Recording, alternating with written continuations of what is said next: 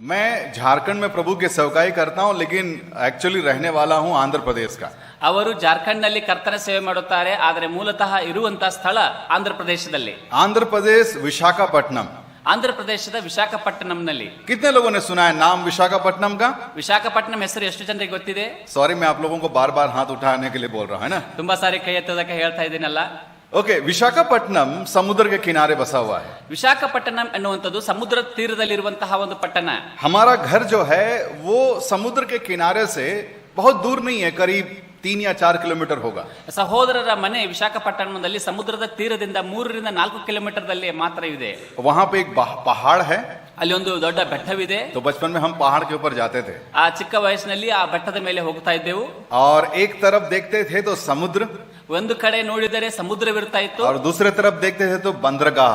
ಇನ್ನೊಂದು ಕಡೆ ನೋಡಿದಾದ್ರೆ ಬಂದರ್ ಅಥವಾ ಒಂದು ನೌಕೆಗಳನ್ನ ನಿಲ್ಲಿಸುವಂತಹ ಒಂದು ಸ್ಥಳ. बंदरगाह मतलब पोर्ट, जहां पर जो बड़े बड़े पानी के जहाज आते हैं सामान लेकर के और वहां पर खाली करते हैं। ಈ ದೊಡ್ಡದಾಗಿರುವಂತಹ ಸರಕುಗಳನ್ನು ಸಾಗಾಣಿಕೆ ಮಾಡುವಂತಹ ಹಡಗುಗಳು ಅಲ್ಲಿ ಬರುತ್ತವೆ. ಅಲ್ಲಿರುವಂತಹ ಸರಕುಗಳನ್ನು ಇಳಿಸಿಕೊಳ್ಳುವಂತಹ ಒಂದು ಬಂದರು ಎಂಬುದಾಗಿ ನಾವು ಅದನ್ನು ಕರೆಯುತ್ತೇವೆ. बड़े बड़े जहाज, ದೊಡ್ಡದಾಗಿರುವಂತಹ ಹಡಗುಗಳು. इतने बड़े बड़े जहाज की ये जो असेंबली हॉल दिखाई दे रहे हैं ना, ಇಷ್ಟು ದೊಡ್ಡದಾಗಿರುವಂತಹ ಹಡಗುಗಳೆಂದರೆ ನೀವು ನೋಡುತ್ತಿರುವಂತಹ ಈ ಸಭಾ ಆಲಯದ ಕಟ್ಟಡ. ऐसे वाले असेंबली हॉल मान करके चलिए 1000 उसमें अट जाएगा। ಇಂತಹ ಒಂದು ಆಲಯ ಒಂದು ಸ್ಥಳ 1000ದಷ್ಟು ಹಿಡಿಸುವಷ್ಟು ಅಲ್ಲಿ ದೊಡ್ಡದಾದಂತಹ ಹಡಗುಗಳು. और वो पानी में चलता, आप जरा सोच करके देखिए वो जहाज का। ಅಷ್ಟು ದೊಡ್ಡದಾಗಿರುವಂತಹ ಹಡಗು ನೀರಿನ ಮೇಲೆ ತೇಲುತ್ತದೆ. ಇದರ ಕುರಿತಾಗಿ ಸ್ವಲ್ಪ ಆಲೋಚನೆ ಮಾಡಿರಿ. तो जब पहाड़ के ऊपर में हम चढ़ते थे, ಯಾವಾಗ ಬೆಟ್ಟದ ಮೇಲೆ ನಾವು ಹೋಗುತ್ತಾ ಇದ್ದೆವು, तो देखने से समुद्र में बहुत सारे पानी के जहाज ठहरे रहते थे। ಆ ಸಂದರ್ಭದಲ್ಲಿ ಕೆಳಗೆ ನೋಡಿದಾಗ ನೀರಿನಲ್ಲಿ ಅನೇಕ ನೌಕೆಗಳು ಹಡಗುಗಳು ನಿಂತಿದ್ದವು. क्योंकि पोर्ट में जगह कम रहता है, कुछ एक जहाज को लेकर के जाएंगे, सामान को अनलोड करेंगे, फिर वहां से निकलने के बाद दूसरा जहाज अंदर घुसता। ಆ ಬಂದರುಗಳಲ್ಲಿ ಸ್ವಲ್ಪವೇ ಸ್ಥಳ ಇರುವ ಕಾರಣ ಯಾವ ಒಂದು ಬಂದರಿನ ಹಡಗು ಬಂದು ಮುಟ್ಟುತ್ತದೋ ಅದರ ಸರಕುಗಳನ್ನು ಇಳಿಸಿಕೊಳ್ಳುತ್ತಾರೆ. ಅದಾದ ನಂತರ ಮುಂದಿನ ಒಂದು ನೌಕೆ ಅಥವಾ ಹಡಗನ್ನ ಅವರು ಸರಕುಗಳನ್ನು ಇಳಿಸಿಕೊಳ್ಳುತ್ತಾರೆ. तो ये पानी का जहाज समुद्र में रुका हुआ रहेगा। ಈ ರೀತಿಯಾಗಿ ಆ ಒಂದು ನೌಕೆಗಳು ಹಡಗುಗಳು ನೀರಿನಲ್ಲಿ ನಿಂತುಕೊಂಡೇ ಇರುತ್ತವೆ. पूरा सामान से भरा हुआ, ಪೂರ್ಣವಾಗಿ ಸಾಮಾನುಗಳಿಂದ ತುಂಬಲ್ಪಟ್ಟವರಾಗಿ. कई बार तूफान चलता था। ಎಷ್ಟೋ ಬಾರಿ ಒಂದು ದೊಡ್ಡದಾದಂತಹ ಬಿರುಗಾಳಿ ತುಫಾನ್ ಬರುತ್ತದೆ. समुद्र में तूफान का आना आम बात है। ಸಮುದ್ರದ ಮೇಲೆ ತುಫಾನುಗಳು ಬಿರುಗಾಳಿ ಬೀಸುವುದು ಸಾಮಾನ್ಯವಾದಂತಹ ವಿಷಯ. बहुत जबरदस्त आंधी चलती है, ಜೋರಾಗಿರುವಂತಹ ರಭಸವಾದಂತಹ ಬಿರುಗಾಳಿ ಬೀಸುತ್ತದೆ. दूर दूर तक कुछ नहीं दिखता है। ದೂರದವರೆಗೆ ಏನೂ ಕಾಣಿಸುವುದಿಲ್ಲ. मैं हमेशा सोचता था कि ये जहाज पानी में कैसे खड़ा होता होगा। ಈ ರೀತಿಯಾದಂತಹ ದೊಡ್ಡದಾದಂತಹ ಹಡಗು ಈ ನೀರಿನ ಮೇಲೆ ಹೇಗೆ ನಿಂತುಕೊಳ್ಳಲಿಕ್ಕೆ ಸಾಧ್ಯ ಎಂಬುದಾಗಿ ಅನೇಕ ಬಾರಿ ನಾನು ಆಲೋಚನೆ ಮಾಡುತ್ತಾ ಇದ್ದೇನೆ. मान के चलिए ये जहाज है, ये इसका नीचे ऐसा गोल है, पानी में ऐसा टिका हुआ है, थोड़ा सा हवा मारेगा तो डूब सकता है ना। ಇದೊಂದು ನಾವೆಗೆ ಹೋಲಿಕೆ ಮಾಡುವಾಗ ಅದು ನೀರಿನ ಮೇಲೆ ಹೇಗೆ ನಿಂತುಕೊಳ್ಳಲಿಕ್ಕೆ ಸಾಧ್ಯ? ಒಂದು ಸ್ವಲ್ಪವಾದರೂ ಓರೆ ಆದರೆ ಅದು ನೀರಿನಲ್ಲಿ ಮುಳುಗುವ ಸಾಧ್ಯತೆವಿದೆ. लेकिन मेरे मामा जी थे, उन्होंने बताया, क्योंकि वो उस जहाज में काम करते थे। ಆ ಸಹೋದರ ಒಂದು ಮಾವನವರು ಅದು ನೌಕೆಯಲ್ಲಿ ಕೆಲಸ ಮಾಡ್ತಾ ಇದ್ರು. ಅವರು ಕೂಡ ಒಂದು ಸಲಹೆಯನ್ನು ಇವರು ತಿಳುವಳಿಕೆಯನ್ನು ಹೇಳುತ್ತಾರೆ. उन्होंने बताया कि जहाज को समुद्र में खड़ा करने के लिए एंकर का इस्तेमाल करते हैं, लंगर जिसको बोलते हैं। ಈ ರೀತಿಯಾದಂತಹ ಹಡಗುಗಳನ್ನ ಸಮುದ್ರದ ದಡದಲ್ಲಿ ನಿಲ್ಲಿಸುವುದಕ್ಕಾಗಿ ಲಂಗರ್ಗಳನ್ನ ಆಂಕರ್ಗಳನ್ನ ಅದನ್ನ ಹಾಕುವುದನ್ನು ನೋಡುತ್ತೇವೆ. ये जो आप चित्र देख रहे हैं यहाँ पर स्क्रीन पे, ये है लंगर या एंकर। ಈ ನೋಡುವಂತಹ ಚಿತ್ರ ಆಂಕರ್ ಮತ್ತು ಲಂಗರ್ದ ಚಿತ್ರವಾಗಿದೆ. ये पानी के अंदर डाला जाता है और चैन से उस जहाज को जकड़े रखता है। ಇದನ್ನು ನೀರಿನಲ್ಲಿ ಹಾಕಲಾಗುತ್ತದೆ. ನೀರಿನಲ್ಲಿ ಹಾಕಿದಾಗ ಇದನ್ನು ಜೋರಾಗಿ ಒಂದು ಸರಪಳಿಗಳ ಸಹಾಯದಿಂದ ದೋಣಿಯನ್ನ ಹಿಡಿದಿಟ್ಟುಕೊಳ್ಳುತ್ತದೆ. एक पानी के जहाज को खड़ा करने के लिए समुद्र में 10 एंकर, 12 एंकर, कई बार 20 एंकर भी डाला जाता है। ಇಂತಹ ಒಂದು ಹಡಗುಗಳನ್ನ ನೀರಿನಲ್ಲಿ ಒಂದೇ ಕಡೆ ನಿಲ್ಲಿಸುವುದಕ್ಕಾಗಿ 10, 12 ಅಥವಾ ಇನ್ನು ಹೆಚ್ಚಿನವಾದಂತಹ ಒಂದು ಲಂಗರುಗಳ ಅವಶ್ಯಕತೆ ಅಲ್ಲಿರುತ್ತದೆ. वो एंकर बड़े बड़े चैन से बंधा हुआ समुद्र के किनारे अंदर तक जाता है। ಈ ರೀತಿಯಾದಂತಹ ಲಂಗರುಗಳು ತುಂಬಾ ದೊಡ್ಡದಾಗಿರುವಂತಹ ಸರಪಳಿಗಳಿಂದ ಮಾಡಲ್ಪಟ್ಟಂತವುಗಳು ಒಂದು ಸಮುದ್ರದ ಆಳದವರೆಗೆ ಅವು ಇಳಿದು ಹೋಗುತ್ತವೆ. और अंदर जा करके किसी चट्टान को ऐसे पकड़ लेता है। ಈ ರೀತಿಯಾಗಿ ನೀರಿನ ಒಳಗೆ ಹೋಗಿ ಅಲ್ಲಿರುವಂತಹ ಬಂಡೆಗಳಿಗೆ ಹುಕ್ಕುಗಳು ಹಿಡಿದುಕೊಳ್ಳುತ್ತವೆ ಕಲ್ಲುಗಳನ್ನು ಗಟ್ಟಿಯಾಗಿ. सारे चैन को टाइट से बांध देते हैं। ಆ ಒಂದು ಎಲ್ಲಾ ಸರಪಳಿಗಳು ಗಟ್ಟಿಯಾಗಿ ಹಿಡಿದುಕೊಳ್ಳಲ್ಪಡುತ್ತವೆ. उसके बाद चाहे तूफान कितना भी आए, ಅದಾದ ನಂತರ ಎಷ್ಟೇ ಬಿರುಗಾಳಿ ಬೀಸಲಿ, कितनी भी हवा चले, ಎಷ್ಟೇ ಗಾಳಿ ಬೀಸಲಿ, सुनामी आ जाए, ಸುನಾಮಿಯೂ ಬಂದರೂ ಕೂಡ लेकिन ये जहाज हिलेगा भी नहीं, ಆಗ ಆ ಹಡಗು ಅಲುಗಾಡುವುದಿಲ್ಲ. क्योंकि ये जहाज सारे एंकर्स के साथ में जुड़ा हुआ है. ಯಾಕೆಂದರೆ ಈ ಒಂದು ಹಡಗುಗಳು ಎಲ್ಲಾ ಒಂದು ಲಂಗರುಗಳ ಸಹಾಯದಿಂದ ಮೇಲೆ ಸ್ಥಿರವಾಗಿ ನಿಂತುಕೊಂಡಿರುತ್ತದೆ. एक नेक्स्ट जरा फोटो में देखिएगा, ये एक ऐसा ही कुछ स्थिति रहता है. ಈ ರೀತಿಯಾದಂತಹ ಒಂದು ಸ್ಥಿತಿ ನಾವು ನೋಡುವಂತವರಾಗಿದ್ದೇವೆ. चारों तरफ तूफान है, ನಾಲ್ಕು ಕಡೆ ದಿಕ್ಕುಗಳಿಂದಲೂ ಕೂಡ ಬಿರುಗಾಳಿ ಇದೆ, हवा चल रही है, ಜೋರಾದ ಗಾಳಿ ಬೀಸುತ್ತಾ ಇದೆ. लेकिन कोई फर्क नहीं पड़ता है पानी के जहाज को, ಆ ರೀತಿಯಾಗಿರುವಂತಹ ಹಡಗಿಗೆ ಯಾವುದೇ ಒಂದು ಸಮಸ್ಯೆ ಆಗಲಿ, ತೊಂದರೆ ಆಗುವುದಿಲ್ಲ. क्योंकि वो लंगर से पूरी तरह जकड़ा हुआ है. ಯಾಕೆಂದರೆ ಅದು ಲಂಗರ್ಗಳ ಸಹಾಯದಿಂದ ಗಟ್ಟಿಯಾಗಿ ಹಿಡಿದುಕೊಂಡಿರುತ್ತದೆ. बच्चों, आज मैं आप लोगों के बीच में उसी लंगर के बारे में बात करने के लिए आया हूं. ಪ್ರಿಯ ಮಕ್ಕಳೇ, ಇವತ್ತು ನಿಮ್ಮ ಮಧ್ಯದಲ್ಲಿ ನಾನು ಅಂತಹ ಲಂಗರ್ಗಳ ಕುರಿತಾಗಿ ನಿಮ್ಮ ಒಟ್ಟು ಹಂಚಿಕೊಳ್ಳಿಕ್ಕೆ ಇಷ್ಟಪಡುತ್ತೇನೆ. आज ये संसार में बहुत सारे ऐसे आंधियां चल रही है जहां परमेश्वर के लोगों को डुबा देने के लिए हमेशा शैतान प्रयास करता है. ಈ ರೀತಿಯಾಗಿ ಲೋಕದಲ್ಲಿರುವಂತಹ ಅನೇಕ ವಿಷಯಗಳು, ಸೈತಾನನು ಅನೇಕ ವಿಷಯಗಳನ್ನ ಯವನಸ್ಥರಿಗೆ ಪ್ರೇರೇಪಿಸಿ ಅವರನ್ನ ಸನ್ನಿಧಾನದಿಂದ ಕೆಡವಿ ಹಾಕುವುದಕ್ಕಾಗಿ ಪ್ರಯತ್ನಿಸುವಂತಹ ಅನೇಕ ವಿಷಯಗಳು ಇವತ್ತು ನಡೀತಾ ಇದೆ. कई मसीही विश्वासियों को, कई जो नौजवानों की जिंदगी में आज जो है शैतान ऐसे आंधी को लेकर के आ रहा है जो नया फैशन, नया दुनिया, नया चकाचौंध, नया संसार, ये सारी एक आंधी के समान है. ಈ ರೀತಿಯಾದಂತಹ ಸಭೆಯಲ್ಲಿರುವಂತಹ ಯವನಸ್ಥರಿಗೋಸ್ಕರವಾಗಿ ಸೈತಾನನು ಅನೇಕ ವಿಧವಾದಂತಹ ಆಶಾ ಪಾಶಗಳು, ಹೊಸದಾದಂತಹ ಜೀವಿತ, ಹೊಸದಾದಂತಹ ಸ್ಟೈಲ್ಗಳು, ಇಂಥ ಅನೇಕವಾದಂತಹ ಬಿರುಗಾಳಿಗಳನ್ನ ಅವರ ಜೀವಿತಗಳಲ್ಲಿ ತೆಗೆದುಕೊಂಡು ಬರುತ್ತಾ ಇದ್ದಾನೆ. कई बार ऐसे आंधियों के द्वारा कई जो जवान उस आंधी के चपेट में आकर के खत्म हो जाते हैं. ಅನೇಕ ಬಾರಿಯೂ ಕೂಡ ಅನೇಕ ಯವನಸ್ಥರು ಇಂತಹ ಒಂದು ಬಿರುಗಾಳಿಗಳಲ್ಲಿ ಸಿಲುಕಿಕೊಂಡು ಅದರ ಹೊಡೆತಕ್ಕೆ ಅನೇಕ ತೊಂದರೆಗಳನ್ನು ಕೂಡ ಅವರು ಅನುಭವಿಸುತ್ತಾರೆ. कई जवान लोगों के जिंदगी में आंधी आ रहा है फॉल्स टीचिंग का. ಅನೇಕ ಒಂದು ಯವನಸ್ಥರಲ್ಲಿ ಬರುವಂತಹ ಒಂದು ಬಿರುಗಾಳಿ ಯಾವುದಂದ್ರೆ ಸುಳ್ಳು ಬೋಧನೆ ಅಥವಾ ತಪ್ಪಾದ ಬೋಧನೆ. गलत शिक्षाओं में पढ़ करके वो मसीह से दूर हो गए हैं. ಅನೇಕವಾದಂತಹ ತಪ್ಪಾದಂತಹ ಅಭಿಪ್ರಾಯಗಳಿಗೆ, ಹೇಳಿಕೆಗಳಿಗೆ ಒಳಗಾಗಿ ಅವರು ಕರ್ತನಿಂದ ದೂರ ಹೋಗುತ್ತಿದ್ದಾರೆ. और अगर फिर भी अगर वो जवान नहीं मानते हैं ಅವರು ತಮ್ಮನ್ನ ಯವನಸ್ಥರನಾಗಿ ಅವರು ಒಪ್ಪಿಕೊಳ್ಳುವಾಗ तो शैतान कई बार उन जवानों के जिंदगी में कुछ मुश्किलों को लेकर के आएगा, कुछ परेशानियों को, परसिक्यूशंस को लेकर के आता है. ಈ ರೀತಿಯಾಗಿ ಬರುವಾಗ ಅನೇಕ ಹಿಂಸೆ, ಸಂಕಟಗಳನ್ನ ಅವರ ಜೀವಿತಗಳಲ್ಲಿ ಅವರು ಅನುಭವಿಸುತ್ತಾರೆ. प्रभु को पाने के बाद अगर एक जवान प्रभु में स्थिरता से खड़ा रहना है, उनका लंगर परमेश्वर के उस चट्टान के साथ में बंधा हुआ रहना जरूरी है. ಒಬ್ಬ ಯವನಸ್ಥನು ಕರ್ತನನ್ನ ಕಂಡುಕೊಂಡಾಗ, ಕರ್ತನ ರಕ್ಷಣೆ ಅನುಭವವನ್ನು ಹೊಂದಿದಾಗ, ಕರ್ತನಲ್ಲಿ ಸ್ಥಿರವಾಗಿ ನಿಲ್ಲಬೇಕಾದರೆ ಅವನ ಲಂಗರುಗಳು ಅದು ಸ್ಥಿರವಾಗಿ ನಿಂತುಕೊಂಡಿರುವಂತದ್ದು ಅವಶ್ಯಕತೆವಾಗಿದೆ. आज मैं आप लोगों के बीच में एक ऐसे ही जवान के चित्र को लेकर के आना चाहता हूं. ಇವತ್ತು ನಿಮ್ಮ ಮಧ್ಯದಲ್ಲಿ ಇಂತಹ ಒಬ್ಬ ಯವನಸ್ಥನ ಚಿತ್ರಣವನ್ನ ನಿಮ್ಮ ಮುಂದೆ ಪ್ರಸ್ತುತಪಡಿಸುತ್ತೇನೆ. वो कोई दूसरा नहीं परंतु दानियेल. ಅವನು ಬೇರೆ ವ್ಯಕ್ತಿ ಅಲ್ಲ, ದಾನಿಯೇಲೇ ಆಗಿದ್ದಾನೆ. दानियल के बारे में ऐसा बताया जाता है कि वो एक अनकॉम्प्रोमाइज्ड लाइफ, मतलब किसी प्रकार का समझौता नहीं करने वाला इंसान. ದಾನಿಯೇಲನ ಕುರಿತಾಗಿ ಈ ರೀತಿಯಾಗಿ ಹೇಳಲ್ಪಡುತ್ತದೆ, ಆತನು ಹೊಂದಾಣಿಕೆ ಮಾಡಿಕೊಳ್ಳದೇ ಇರುವಂತಹ ವ್ಯಕ್ತಿ ಆತನಾಗಿದ್ದಾನೆ ಎಂಬುದಾಗಿ. एकदम जवान लड़का, आप ही के जैसे उम्र का, ನಿಮ್ಮ ಹಾಗೆ ನಿಮ್ಮ ವಯಸ್ಸಿನ ಯವನಸ್ಥನಾಗಿರುವಂತಹ ದಾನಿಯೇಲನು वो एक ऐसे देश में था जो उनके देश से काफी दूर था. ಆತನು ಒಂದು ದೇಶದಲ್ಲಿದ್ದನು. ಆ ದೇಶದಿಂದ ಅಂತ ಹೇಳುವಾಗ ತನ್ನ ಸ್ವಂತ ದೇಶದಿಂದ ಸ್ವಲ್ಪ ದೂರದಲ್ಲಿದ್ದನು. अपने माँ बाप से दूर था, ಆತನು ತನ್ನ ತಂದೆ ತಾಯಿಗಳಿಂದ ದೂರವಾಗಿದ್ದನು. परमेश्वर के लोगों के संगति से दूर था, ದೇವ ಜನರೊಂದಿಗೆ ಅನ್ಯೋನ್ಯತೆಯಿಂದ ದೂರವಾಗಿದ್ದನು. और जिनके बीच में था वो हमेशा उसको गलत रास्ते में लेकर के जाने का प्रयास कर रहे थे. ಆತನು ಯಾರ ಮಧ್ಯದಲ್ಲಿ ಇದ್ದನೋ ಅವರೆಲ್ಲರೂ ಕೂಡ ಅವನನ್ನು ತಪ್ಪಾದ ದಾರಿಯಲ್ಲಿ ನಡೆಸುವಂತ ಜನರ ಮಧ್ಯದಲ್ಲಿ ಆತನಿದ್ದನು. लेकिन चाहे कितने भी आंधी आ जाए, दानियल झुका नहीं. ಎಷ್ಟೇ ಬಿರುಗಾಳಿಗಳು ಆತನ ಜೀವಿತದಲ್ಲಿ ಬಂದಾಗಲೂ ಕೂಡ ದಾನಿಯೇಲನು ಯಾವಾಗಲೂ ಕೂಡ ತಗ್ಗಿಸಲ್ಪಡಲಿಲ್ಲ, ಬಿದ್ದು ಹೋಗಲಿಲ್ಲ. उस बवंडर के बीच में खड़ा होने वाला एकमात्र इंसान पूरे बाइबल में जो देखते हैं दानियल के रूप से। ಇಂತಹ ಕಠಿಣವಾದಂತಹ ಒಂದು ಸಂದರ್ಭದಲ್ಲಿ ಒಂದು ಸ್ಥಳದಲ್ಲಿ ಇದ್ದುಕೊಂಡಿರುವಂತಹ ಸ್ಥಿರವಾಗಿ ನಿಲ್ಲುವಂತ ಒಬ್ಬನೇ ವ್ಯಕ್ತಿ ಅದು ದೇವರ ವಾಕ್ಯದಲ್ಲಿ ನೋಡುವಂತದ್ದು ದಾನಿಯೇಲನೆಂಬುದಾಗಿ. शैतान ने उसको गिराने के लिए, उसको झुकाने के लिए अपनी पूरी ताकत झोंक दी। ಸೈತಾನನು ಅವನನ್ನ ಕೆಳಗಿಳಿಸುವುದಕ್ಕಾಗಿಯೂ ಅವನನ್ನು ಬೀಳಿಸುವುದಕ್ಕಾಗಿಯೂ ಅನೇಕ ಪ್ರಯತ್ನವನ್ನ ಅದನ್ನು ಮಾಡುತ್ತಾನೆ. लेकिन वो बवंडर का सामना करने के लिए तैयार था। ಇಂತಹ ಒಂದು ಹೋರಾಟವನ್ನ ಮಾಡುವುದಕ್ಕಾಗಿ ಆತನು ಸದಾ ಸಿದ್ಧನಾಗಿದ್ದನು.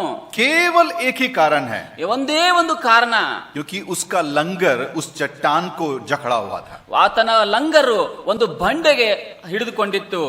आमतौर पर एक पानी के जहाज को स्थिरता से खड़ा करने के लिए लंगर को पानी के भीतर डाला जाता है। ಆ ರೀತಿಯಾಗಿ ಹಡಗುಗಳನ್ನ ನೀರಿನ ಮೇಲೆ ಸ್ಥಿರವಾಗಿ ನಿಲ್ಲಿಸುವುದಕ್ಕೋಸ್ಕರವಾಗಿ ಲಂಗರುಗಳನ್ನ ನೀರಿನ ಆಳದ ಒಳಗೆ ಇಳಿಸಲ್ಪಡಬೇಕಾಗುತ್ತದೆ. दानियल को स्थिरता से खड़ा होने के लिए दानियल ने अपने लंगर को जमीन पे नहीं परंतु स्वर्ग में रखा। ದಾನಿಯೇಲನು ತನ್ನ ಜೀವಿತದಲ್ಲಿ ಸ್ಥಿರವಾಗಿ ನಿಲ್ಲುವುದಕ್ಕೋಸ್ಕರವಾಗಿ ತನ್ನ ಲಂಗರುಗಳನ್ನ ನೀರಿನಲ್ಲಿ ಅಲ್ಲ, ಆತನು ಪರಲೋಕದ ಕಡೆಗೆ ಆತನ ತನ್ನ ಲಂಗರುಗಳನ್ನ ಬೀಸುತ್ತಾನೆ. वो पृथ्वी पर तो रहता, इंसानों के बीच में रहता, लेकिन उसका लंगर या उसका एंकर उस स्वर्ग के साथ में जुड़ा हुआ था। ಆತನು ಭೂಮಿಯ ಮೇಲೆ ಇರುತ್ತಾನೆ, ಭೂಮಿಯ ಎಲ್ಲಾ ಕಾರ್ಯಗಳಲ್ಲಿ ಇರುತ್ತಾನೆ, ಇದಾಗಲೂ ಕೂಡ ಆತನ ಲಂಗರುಗಳನ್ನ ಪರಲೋಕದ ಕಡೆಗೆ ಆತನು ಸ್ಥಿರವಾಗಿ ಪಡಿಸಿದ್ದಾನೆ.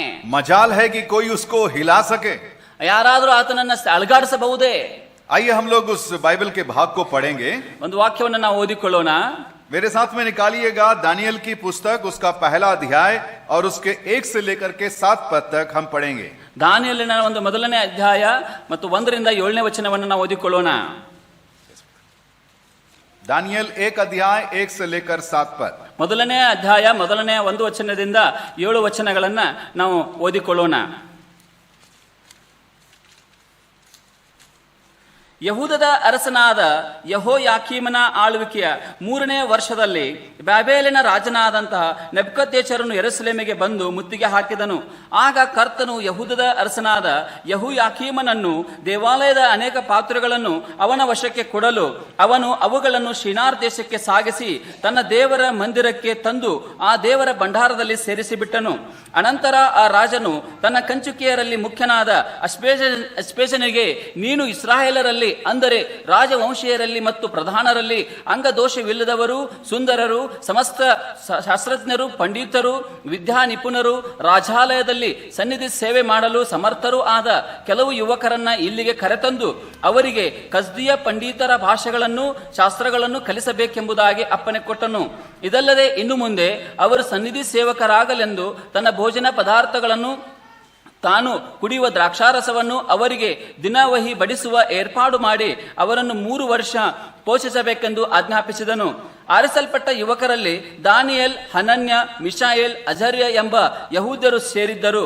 ಕಂಚುಕಿಯರ ಅಧ್ಯಕ್ಷನು ಇವರಿಗೆ ನಾಮಕರಣ ಮಾಡಿ ದಾನಿಯೇಲನಿಗೆ ಬೆಲ್ತೆಶಚ್ಚರ್, ಹನನ್ಯನಿಗೆ ಶದ್ರಕ್, ಮಿಶಾಯೇಲನಿಗೆ ಮೇಷಕ್, ಅಜರ್ಯನಿಗೆ ಅಬೇದ್ನೆಗೋ ಎಂಬ ಹೆಸರಿಟ್ಟನು. परमेश्वर इस पढ़े जाने वचन पर अपनी आशीष को उंडेले। ಓದಿದಂತಹ ವಾಕ್ಯ ಭಾಗವನ್ನು ದೇವರು ತಾನೇ ಸ್ವತಃ ಆಶೀರ್ವದಿಸಲಿ. मुझे उम्मीद है कि आपने दानियल की पुस्तक को पहले भी पढ़ा होगा। ನೀವು ದಾನಿಯೇಲನ ಪುಸ್ತಕವನ್ನ ಓದಿದ್ದೀರಿ ಎಂಬುದಾಗಿ ನನ್ನ ನಂಬಿಕೆ ಇದೆ. पहले अध्याय को जब हम पढ़ते हैं तो एक बहुत ही बुरी हालत में इजरायली लोगों को देखते हैं। ಮೊದಲನೇ ಅಧ್ಯಾಯವನ್ನು ನಾವು ಓದುವಾಗ ಇಸ್ರಾಯೇಲರು ತುಂಬಾ ಹೀನವಾದಂತಹ ಸ್ಥಿತಿಯಲ್ಲಿ ಇದ್ದರು ಎಂಬುದಾಗಿ ನೋಡುತ್ತೇವೆ. यहाँ पर हम पढ़ते हैं कि सारे इजरायली लोग बंधुआई में या गुलामी में ಬ್ಯಾಬಿಲೋನ್ के देश में पहुंचाए गए। ಇಲ್ಲಿ ಏನನ್ನು ನಾವು ಓದುತ್ತೇವೆ ಅಂದರೆ ಇಸ್ರಾಯೇಲ್ ಜನರನ್ನ ಸರಿಯಾಗಿ ಹಿಡಿದುಕೊಂಡು ಬ್ಯಾಬಿಲೋನಿಗೆ ಕರೆದುಕೊಂಡು ಹೋದಂತ ಸ್ಥಿತಿ. और वो उस बैबिलोन में एक गुलाम के नाई कई सालों तक उन्होंने वहां पर बिताया। ಆ ಬ್ಯಾಬಿಲೋನ್ ನಲ್ಲಿ ಒಂದು ಸರಿಯಾಗಿ ಇಡಲ್ಪಟ್ಟಂತಹ ಗುಲಾಮರಾಗಿ ಅನೇಕ ವರ್ಷಗಳನ್ನು ಅವರು ಕಳೆಯುತ್ತಾರೆ.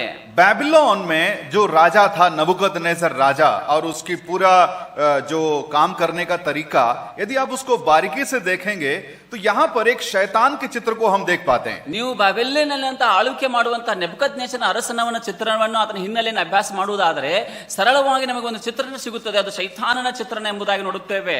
अर्थात आज जो परमेश्वर के लोग हैं उनको शैतान किस रीति से अपने गुलामी में लेकर के उनको प्रभु से दूर करने की कोशिश करता है, उसी बात को इस किताब में बताया गया है. ಇವತ್ತಿನ ದಿನ ಯಾವ ರೀತಿಯಾಗಿ ದೇವಜನರನ್ನ ಸೈತಾನನು ಅನೇಕ ವಿಷಯಗಳಲ್ಲಿ ಪ್ರೇರೇಪಿಸಿ ಅವರನ್ನು ದೇವರ ಸನ್ನಿಧಾನದಿಂದ ದೂರ ಇಡುವುದಕ್ಕಾಗಿ ಪ್ರಯತ್ನಿಸುತ್ತಾನೋ ಅಂತಹ ಪ್ರಯತ್ನಗಳನ್ನು ಮಾಡುವಂತಹ ನೆಬೂಕದ್ನೆಚ್ಚರನಾಗಿ ಇಲ್ಲಿ ಕಂಡು ಬರುವುದು ನೋಡುತ್ತೇವೆ.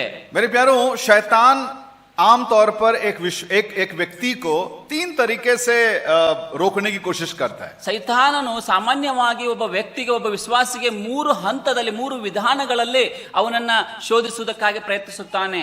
नंबर 1, ಮೊದಲನೇದಾಗಿ शैतान कभी ये नहीं चाहेगा कि कोई भी व्यक्ति प्रभु यीशु मसीह को माने। ಯಾವ ವ್ಯಕ್ತಿಯೂ ಕೂಡ ಒಬ್ಬ ವ್ಯಕ್ತಿಯು ಯೇಸು ಕ್ರಿಸ್ತನನ್ನ ನಂಬಬೇಕು ಎಂಬುದಾಗಿ ಆತನು ಬಯಸುವುದಿಲ್ಲ. वो लाख कोशिश कर लेगा कि किसी न किसी तरह से उसको रोक दे। ಅನೇಕವಾದಂತಹ ಪ್ರಯತ್ನಗಳನ್ನು ಆತನು ಮಾಡುತ್ತಾನೆ, ಹೇಗಾದರೂ ಮಾಡಿ ಅವನನ್ನು ಕರ್ತನಾದ ಯೇಸು ಕ್ರಿಸ್ತನ ಮೇಲೆ ನಂಬಿಕೆ ಇಡದಂತೆ ತಡೆಯುತ್ತಾನೆ. वो पूरी कोशिश, अपनी पूरी ताकत झोंक देगा कि उसको रोक दे। ಅನೇಕವಾದಂತಹ ಬಹಳಕರವಾದಂತಹ ಪ್ರಯತ್ನಗಳನ್ನ ಎಲ್ಲವನ್ನು ಕೂಡ ಆತನು ಮಾಡುತ್ತಾನೆ, ಅವನನ್ನು ಹೇಗಾದರೂ ಮಾಡಿ ಅವನನ್ನು ತಡೆಯಬೇಕು ಎಂಬುದಾಗಿ. नंबर 2, ಎರಡನೆಯದಾಗಿ, मान लीजिए शैतान किसी को प्रभु में आने से रोक नहीं पाया और उसने प्रभु को जान लिया। ಒಂದು ವೇಳೆ ಈ ರೀತಿಯಾಗಿ ತಿಳಿದುಕೊಳ್ಳಿರಿ, ಅವನನ್ನ ತಡೆ ಹಿಡಲಿಕ್ಕೆ ಆಗಲಿಲ್ಲ, ಅದಾಗಿಯೂ ಅವನು ಕರ್ತನಾದ ಯೇಸು ಕ್ರಿಸ್ತನ ನಂಬಿಕೊಂಡು ಕರ್ತನನ್ನು ಬಂದು ಬಿಟ್ಟರೆ, तो शैतान का दूसरा हमला है कि उसको प्रभु में बढ़ने नहीं देगा। ಆಗ ಸೈತಾನನು ಮಾಡುವಂತಹ ಎರಡನೇ ಒಂದು ಪ್ರತ್ಯಾಯುಧ ಯಾವುದೆಂಬುದಾಗಿ ನೋಡಿದ್ರೆ, ಅವನು ಆತ್ಮಿಕವಾಗಿ ದೇವರಲ್ಲಿ ಬೆಳೆಯಬಾರದು. किसी न किसी रीति से उसको निराश करेगा, परेशानी में डालेगा, बुराई में ले जाएगा, ताकि वो प्रभु में बढ़ नहीं पाए। ಏನೇ ಪ್ರಯತ್ನಗಳು, ಬೇರೆಲ್ಲ ವಿಧಾನಗಳಿಂದ ಅವನು ನಿರಾಶನಾಗಬೇಕು, ಬಲಹೀನನಾಗಬೇಕು, ಸೋತು ಹೋಗಬೇಕು, ಹೀಗೆಲ್ಲಾ ಪ್ರಯತ್ನಗಳನ್ನ ಮಾಡಿ ಅವನು ಕರ್ತನ ಸನ್ನಿಧಾನದಲ್ಲಿ ಬೆಳೆಯಬಾರದು ಎಂಬುದಾಗಿ ಆತನು ಪ್ರಯತ್ನಿಸುತ್ತಾನೆ. मान लीजिए फिर भी वो विश्वासी प्रभु में बढ़ रहा है, अच्छी तरह से आगे की ओर जा रहा है। ಇಷ್ಟೆಲ್ಲ ಆದಾಗ್ಯೂ ಕೂಡ ಅದೆಲ್ಲವುಗಳನ್ನು ಎದುರಿಸಿ ನಿಂತುಕೊಂಡು ಆ ಯೌವನಸ್ಥನು ಕರ್ತನಲ್ಲಿ ಬಲ ಹೊಂದುತ್ತಾ ಬೆಳೆಯುತ್ತಾ ಮುಂದೆ ಹೋಗುತ್ತಾ ಇದ್ದಾನೆ. शैतान का तीसरा और अंतिम हमला है, ಈ ಸೈತಾನನ ಹಾಕುವಂತಹ ಮೂರನೇವಾದಂತಹ ಒಂದು ಯುದ್ಧ ಅಂದರೆ, ध्यान से सुनना सब लोग, ಸ್ಪಷ್ಟವಾಗಿ ಕೇಳಿಸಿಕೊಳ್ಳಿರಿ. तीसरा हमला है उनके लिए जो प्रभु में बढ़ रहे हैं, और तीसरा हमला है उसका गवाही खराब करना। ಮೂರನೆಯದಾಗಿ ಆತನು ಮಾಡುವಂತಹ ಒಂದು ಶ್ರೇಷ್ಠವಾದಂತಹ ತಡೆ ಯಾವುದೆಂದು ನೋಡುವಾಗ, ಒಬ್ಬ ವಿಶ್ವಾಸಿಯು ಆತ್ಮಿಕವಾಗಿ ಬಲ ಹೊಂದಿ ಸಾಕ್ಷೀಕರಿಸಿ ಮುಂದೆ ಸಾಗುತ್ತಾ ಇರುವಾಗ ಅವನ ಮೇತದಲ್ಲಿ ತರುವಂತದ್ದು ಅವನ ಸಾಕ್ಷಿಯನ್ನ ಕೆಡಿಸುವಂತದ್ದು ಎಂಬುದಾಗಿ. किसी न किसी रीति से उस विश्वासी को ऐसे जाल में फंसा देगा कि उसका टेस्टमनी खराब हो गया, उसका गवाही खराब हो जाता है। ಹೀಗೆ ಅನೇಕ ವಿಧವಾದಂತಹ ಪ್ರಯತ್ನಗಳನ್ನ ಆತನು ಮಾಡಿ ಹೇಗಾದರೂ ಮಾಡಿ ಆ ವಿಶ್ವಾಸಿಯ ಸಾಕ್ಷಿಯನ್ನ ಕೆಡಿಸುವುದಕ್ಕಾಗಿ ಆತನು ಪ್ರಯತ್ನಿಸುತ್ತಾನೆ. तो मेरे प्यारो, याद रखना कि शैतान कभी आप लोगों को देख करके खुश नहीं होगा कि आप प्रभु में बढ़ रहे हो। ಪ್ರಿಯರೇ, ಬಹಳ ಸ್ಪಷ್ಟವಾಗಿ ಅರ್ಥ ಮಾಡಿಕೊಳ್ಳಿರಿ, ಸೈತಾನನು ನಿಮ್ಮನ್ನು ನೋಡಿ ಅಯ್ಯೋ ತುಂಬಾ ಸಂತೋಷವಾಯಿತು ಎಂಬುದಾಗಿ ಬಯಸುವುದಿಲ್ಲ, ಹೇಳುವುದಿಲ್ಲ. और पता है वो किस तरह के लोगों को चुनता है? ಗೊತ್ತಾ ನಿಮಗೆ ಆತನು ಎಂತಹ ಜನರನ್ನು ಆರಿಸಿಕೊಳ್ಳುತ್ತಾನೆ? देखिएगा, मैं यहाँ पे डिस्प्ले कर रहा हूं, खास करके यहां पर इस पद के अनुसार आप जरा से जो पढ़ रहे थे हम लोग, पहला अध्याय उसका 3 और 4 को जरा से एक बार पढ़ देंगे। ಮೊದಲನೇ ಅಧ್ಯಾಯದ 3 ಮತ್ತು 4 ವಚನಗಳನ್ನು ನಾವು ಓದಿಕೊಳ್ಳೋಣ. ಅನಂತರ ಆ ರಾಜನು ತನ್ನ ಕಂಚುಕಿಯರಲ್ಲಿ ಮುಖ್ಯನಾದ ಅಶ್ವೇಜನಿಗೆ, ನೀನು ಇಸ್ರಾಯೇಲರಲ್ಲಿ, ಅಂದರೆ ರಾಜವಂಶೀಯರಲ್ಲಿ ಮತ್ತು ಪ್ರಧಾನರಲ್ಲಿ ಅಂಗದೋಷವಿಲ್ಲದವರು, ಸುಂದರರು, ಸಮಸ್ತ ಶಾಸ್ತ್ರಜ್ಞರು, ಪಂಡಿತರು, ವಿದ್ಯಾ ನಿಪುಣರು, ರಾಜಾಲಯದಲ್ಲಿ ಸನ್ನಿಧಿ ಸೇವೆ ಮಾಡಲು ಸಮರ್ಥರು ಆದ ಕೆಲವು ಯುವಕರನ್ನ ಇಲ್ಲಿಗೆ ಕರೆತಂದು ಅವರಿಗೆ ಕಸ್ದಿಯ ಪಂಡಿತರ ಭಾಷೆಯನ್ನು, ಶಾಸ್ತ್ರಗಳನ್ನು ಕಲಿಸಬೇಕೆಂಬುದಾಗಿ ಅಪ್ಪಣೆ ಕೊಟ್ಟನು. देखिए, शैतान का हमला और उसका चुनाव कैसे लोगों के लिए है? ಈ ಅಂತಹ ಜನರಿಗೋಸ್ಕರವಾಗಿ ಸೈತಾನನು ಅವನ ಹೋರಾಟವನ್ನು, ಆತನು ತನ್ನ ಪ್ರಯತ್ನವನ್ನು ಮಾಡುವನಾಗಿದ್ದಾನೆಂಬುದಾಗಿ ನೋಡಿರಿ. शैतान किसी आलतू फालतू को नहीं चुनेगा। ಸರಳವಾದಂತಹ ಸಾಮಾನ್ಯವಾದಂತಹ ವಿಶ್ವಾಸಿಯನ್ನು ಎಂದಿಗೂ ಸೈತಾನನು ಆರಿಸಿಕೊಳ್ಳುವುದಿಲ್ಲ. जो पहले से ही बर्बाद है उसको नहीं चुनता शैतान। ಮೊದಲೇ ಆತನು ಕೆಟ್ಟು ಹೋಗಿದ್ದಾನೆ ಅಂತವನನ್ನ ಸೈತಾನನು ಆರಿಸಿಕೊಳ್ಳುವುದಿಲ್ಲ. यहाँ पर बताया गया 3 कैटेगरी के लोगों को उसने चुना। 3 ವಿಭಿನ್ನವಾದಂತಹ ವ್ಯಕ್ತಿತ್ವಗಳಂತವರನ್ನ ಸೈತಾನನು ಆರಿಸಿಕೊಳ್ಳುತ್ತಾನೆ.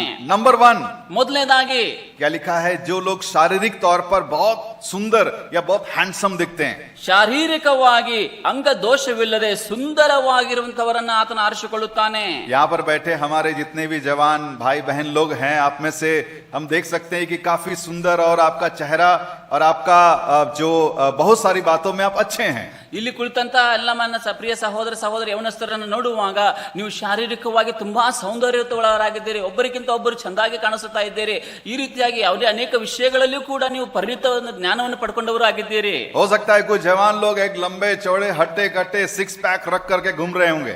ಯಾವೊಂದು ಯವನಸ್ಥನು ದೊಡ್ಡದಾದಂತಹ ಹೈಟ್ ಉಳ್ಳವನಾಗಿ ಒಳ್ಳೆಯ 6 ಪ್ಯಾಕ್ ಗಳಂತ ವ್ಯಕ್ತಿಯಾಗಿ ಬಲಶಾಲಿಯಾಗಿ ಕಂಡು ಬಂದಿದ್ದೆ. ಆದರೆ सुंदर दिखना अच्छी बात है, परमेश्वर का अनुग्रह रहा है, लेकिन याद रखना ये हमारे लिए एक शैतान का टारगेट है, प्रायोरिटी नंबर 1. ಸುಂದರವಾಗಿ ಕಾಣಿಸುವಂಥದ್ದು ಅದು ಒಳ್ಳೆಯದಾಗಿದೆ, ಅದು ದೇವರು ಕೊಟ್ಟಂತ ಅನುಗ್ರಹವಾಗಿದೆ, ಆದರೆ ಪರವಾಗಿಲ್ಲ. ಆದರೆ ಇದು ಒಂದು ಟಾರ್ಗೆಟ್, ಅದು ಸೈತಾನನು ನಮ್ಮ ಮೇಲೆ ಪ್ರಹಾರ ಮಾಡುವುದಕ್ಕಾಗಿ ಬಳಸುವಂತಹ ಒಂದು ವಿಧಾನಕ್ಕೆ ಅದು ಅಣಿಪಡುತ್ತದೆ. आप गुड लुकिंग है और आप मान करके चलना कि शैतान आपको गिराने के लिए वो अपना पूरा प्रयास करेगा. ನೀವು ನಾನು ತುಂಬಾ ಸುಂದರವಾಗಿದ್ದೇನೆ, ನನ್ನ ನೋಟ ಚೆನ್ನಾಗಿದೆ ಎಂಬುದಾಗಿ ನೀವು ಅಂದುಕೊಂಡಿದ್ದೆ ಆದರೆ ಸೈತಾನನು ಅನೇಕ ವಿಧಗಳಲ್ಲಿ ಹೇಗಾದರೂ ಮಾಡಿ ನಿಮ್ಮ ಮೇಲೆ ಪ್ರಹಾರವನ್ನ ಮಾಡಿ ಅವನ ಮಾಡುತ್ತಾನೆ. दूसरा किस तरह के लोगों को चुनता है? ಎರಡನೆಯದಾಗಿ ಎಂತಹ ವ್ಯಕ್ತಿಗಳನ್ನು ಆರಿಸಿಕೊಳ್ಳುತ್ತಾನೆ. यहाँ पर लिखा हुआ जो है स्मार्ट लोगों को, इंटेलेक्चुअली स्मार्ट, ಅಲ್ಲಿ ಬರೆಯಲ್ಪಟ್ಟಿದೆ ಸಮಸ್ತ ಶಾಸ್ತ್ರಜ್ಞರನ್ನು ಆರಿಸಿಕೊಳ್ಳುತ್ತಾನೆ. जिनको अच्छा खासा पढ़ाई में नॉलेज है, जो उनका दिमाग बहुत शार्प है, बहुत अच्छी तरीके से काम करते हैं, ऐसे लोगों को भी टारगेट करता है शैतान. ಯಾರು ತುಂಬಾ ಜ್ಞಾನವಂತರಾಗಿದ್ದಾರೋ, ಯಾರು ಹೆಚ್ಚು ವಿದ್ಯಾಭ್ಯಾಸವನ್ನ ಮಾಡಿದ್ದಾರೋ, ಯಾರಿಗೆ ಹೆಚ್ಚಾಗಿ ಅನೇಕ ವಿಷಯಗಳಲ್ಲಿ ತಿಳುವಳಿಕೆ ಇದೆ, ಜ್ಞಾನವಿದೆ ಮತ್ತು ಕರಗತ ಮಾಡಿಕೊಂಡು ಅವರು ಮುಂದೆ ಹೋಗುತ್ತಾ ಇದ್ದಾರೆ, ಅಂತವರನ್ನೇ ಆತನ ಆರಿಸಿಕೊಳ್ಳುತ್ತಾನೆ. और तीसरा किस तरह के लोगों को? ಮೂರನೆಯದಾಗಿ ಎಂತಹ ಜನರನ್ನು ಆರಿಸಿಕೊಳ್ಳುತ್ತಾನೆ? खास करके रॉयल फैमिली के लोगों को, जो राजकीय परिवार से, अच्छे बैकग्राउंड से आते हैं. ಈ ಮೂರನೆಯದಾಗಿ ನೋಡುವಾಗ ಒಳ್ಳೆಯ ಹಿನ್ನೆಲೆ, ಉನ್ನತವಾದಂತಹ ಹಿನ್ನೆಲೆ ಹೊಂದಿರುವಂತಹ ಒಳ್ಳೆಯ ಹಿನ್ನೆಲೆ ಎನ್ನುವಂತ ವ್ಯಕ್ತಿಗಳನ್ನು ಆತನ ಆರಿಸಿಕೊಳ್ಳುತ್ತಾನೆ. मेरे प्यारो, हम से सब जानते हैं कि बाइबल के वचन के अनुसार हम भी राजकीय परिवार से ताल्लुकात रखते हैं. ದೇವರ ವಾಕ್ಯಕ್ಕೆ ಅನುಸಾರವಾಗಿ ನಾವೆಲ್ಲರೂ ಕೂಡ ರಾಜವಂಶಸ್ಥರಾದ ಯಾಜಕರು ಎಂಬುದಾಗಿ ನೋಡುತ್ತೇವೆ. इसका मतलब हम यहाँ पर जितने लोग बैठे हुए हैं, किसी न किसी रीति से, जवान लोग याद रखना, आप शैतान के एक निशाने पर हो. ಇಲ್ಲಿ ಕುಳಿತಂತಹ ಎಲ್ಲ ಯೌವನಸ್ಥರು ನೀವು ಸ್ಪಷ್ಟವಾಗಿ ಒಂದು ಅರ್ಥ ಮಾಡಿಕೊಳ್ಳಿರಿ, ಸೈತಾನ ನಿಮ್ಮ ಕಡೆ ಒಂದು ಗುರಿಯನ್ನು ಇಟ್ಟುಕೊಂಡು ನೋಡುತ್ತಾ ಇದ್ದಾನೆ. अब गुड लुकिंग है, आप शैतान के निशाने पर हैं. ನೀವು ತುಂಬಾ ಸುಂದರವಾಗಿದ್ದೀರಿ, ನಿಮ್ಮ ಮೇಲೆ ಒಂದು ಗುರಿ, ಒಂದು ಕಣ್ಣನ್ನು ಆತನ ಇಟ್ಟಿದ್ದಾನೆ. अब बहुत शार्प हैं, बहुत स्मार्ट हैं, पढ़ाई वगैरह सब चीजों में स्मार्ट हैं, आप भी शैतान के टारगेट में. ನೀವು ತುಂಬಾ ಒಳ್ಳೆ ಜ್ಞಾನವಂತರಾಗಿದ್ದೀರಿ, ಒಳ್ಳೆ ನಾಲೆಜ್ ಅನ್ನು ಹೊಂದಿದ್ದೀರಿ, ಅದಾಗಿಯೂ ಕೂಡ ಅಂತ ಸಂದರ್ಭದಲ್ಲಿ ನಿಮ್ಮ ಮೇಲೆ ಗುರಿ ಇಟ್ಟಿದ್ದಾನೆ. आप मसीह के परिवार से हैं, परमेश्वर के परिवार के हिस्से हैं, आप शैतान के टारगेट हैं. ನೀವು ಕರ್ತನ ಕುಟುಂಬದವರಾಗಿದ್ದೀರಿ, ಕರ್ತನ ಸನ್ನಿಧಾನದಲ್ಲಿರುವಂತಹ ಕುಟುಂಬದವರಾಗಿದ್ದೀರಿ, ಇದಾಗಲೂ ಕೂಡ ಆತ ನಿಮ್ಮನ್ನು ಗುರಿಯಾಗಿಸಿಕೊಂಡಿರುತ್ತಾನೆ. नबूकदनेस्सर ऐसे ही लोगों को बोला कि लेकर के आओ, चुन चुन के लेकर के आओ. ನೆಬೂಕದ್ನೆಚ್ಚರನು ಇಂತಹ ಜನರನ್ನೇ ಗುರುತು ಮಾಡಿಕೊಂಡು ಆರಿಸಿ ಒಬ್ಬೊಬ್ಬರನ್ನಾಗಿ ಕರೆದುಕೊಂಡು ಬನ್ನಿರಿ ಎಂಬುದಾಗಿ ಹೇಳುತ್ತಾನೆ. मैं कल्पना कर रहा था कि वो जो चुनने वाला आदमी गया होगा, देखा होगा हजारों में से एक एक को चुन चुन करके ला रहा है. ಒಂದು ಕಲ್ಪನೆಯಾಗಿ ನಾನು ಮಾಡಿಕೊಳ್ಳುವಾಗ ಈ ಒಂದು ಸಾವಿರಾರು ಜನರಲ್ಲಿ ಈ ಲಿಸ್ಟ್ ನ ಪ್ರಕಾರವಾಗಿ ಇರುವಂತವ್ರು ಯಾರು ಇರಬಹುದು ಎಂಬುದಾಗಿ ಗುರುತಿಸಿ ಅವರನ್ನ ಒಬ್ಬೊಬ್ಬರನ್ನಾಗಿ ಸಾವಿರಕ್ಕೆ ಒಬ್ಬರಂತೆ ಆರಿಸಿರಬಹುದು ಎಂಬುದಾಗಿ ನಾನು ನಂಬುತ್ತೇನೆ. हजारों हजारों जवानों के बीच में से कुछ जवानों को नबूकदनेस्सर चुन करके अपने पास लाता है.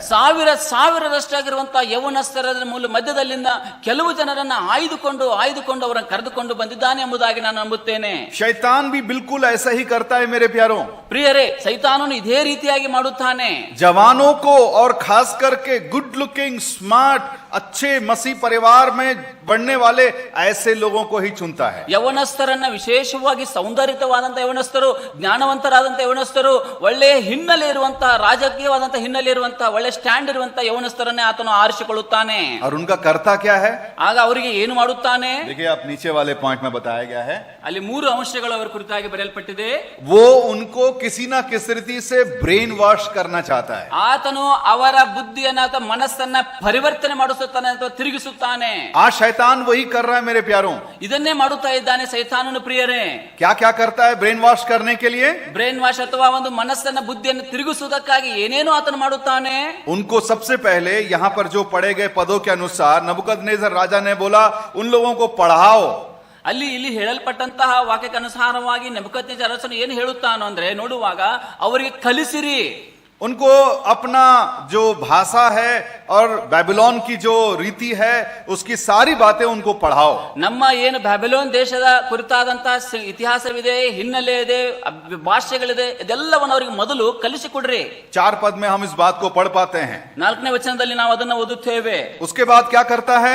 ಆಮೇಲೆ ಏನು ಮಾಡುತ್ತಾನೆ? नंबर 2, ಎರಡನೆಯದಾಗಿ उनका नाम को बदल दो. ಅವರ ಹೆಸರುಗಳನ್ನು ಬದಲಾಯಿಸುತ್ತಾನೆ.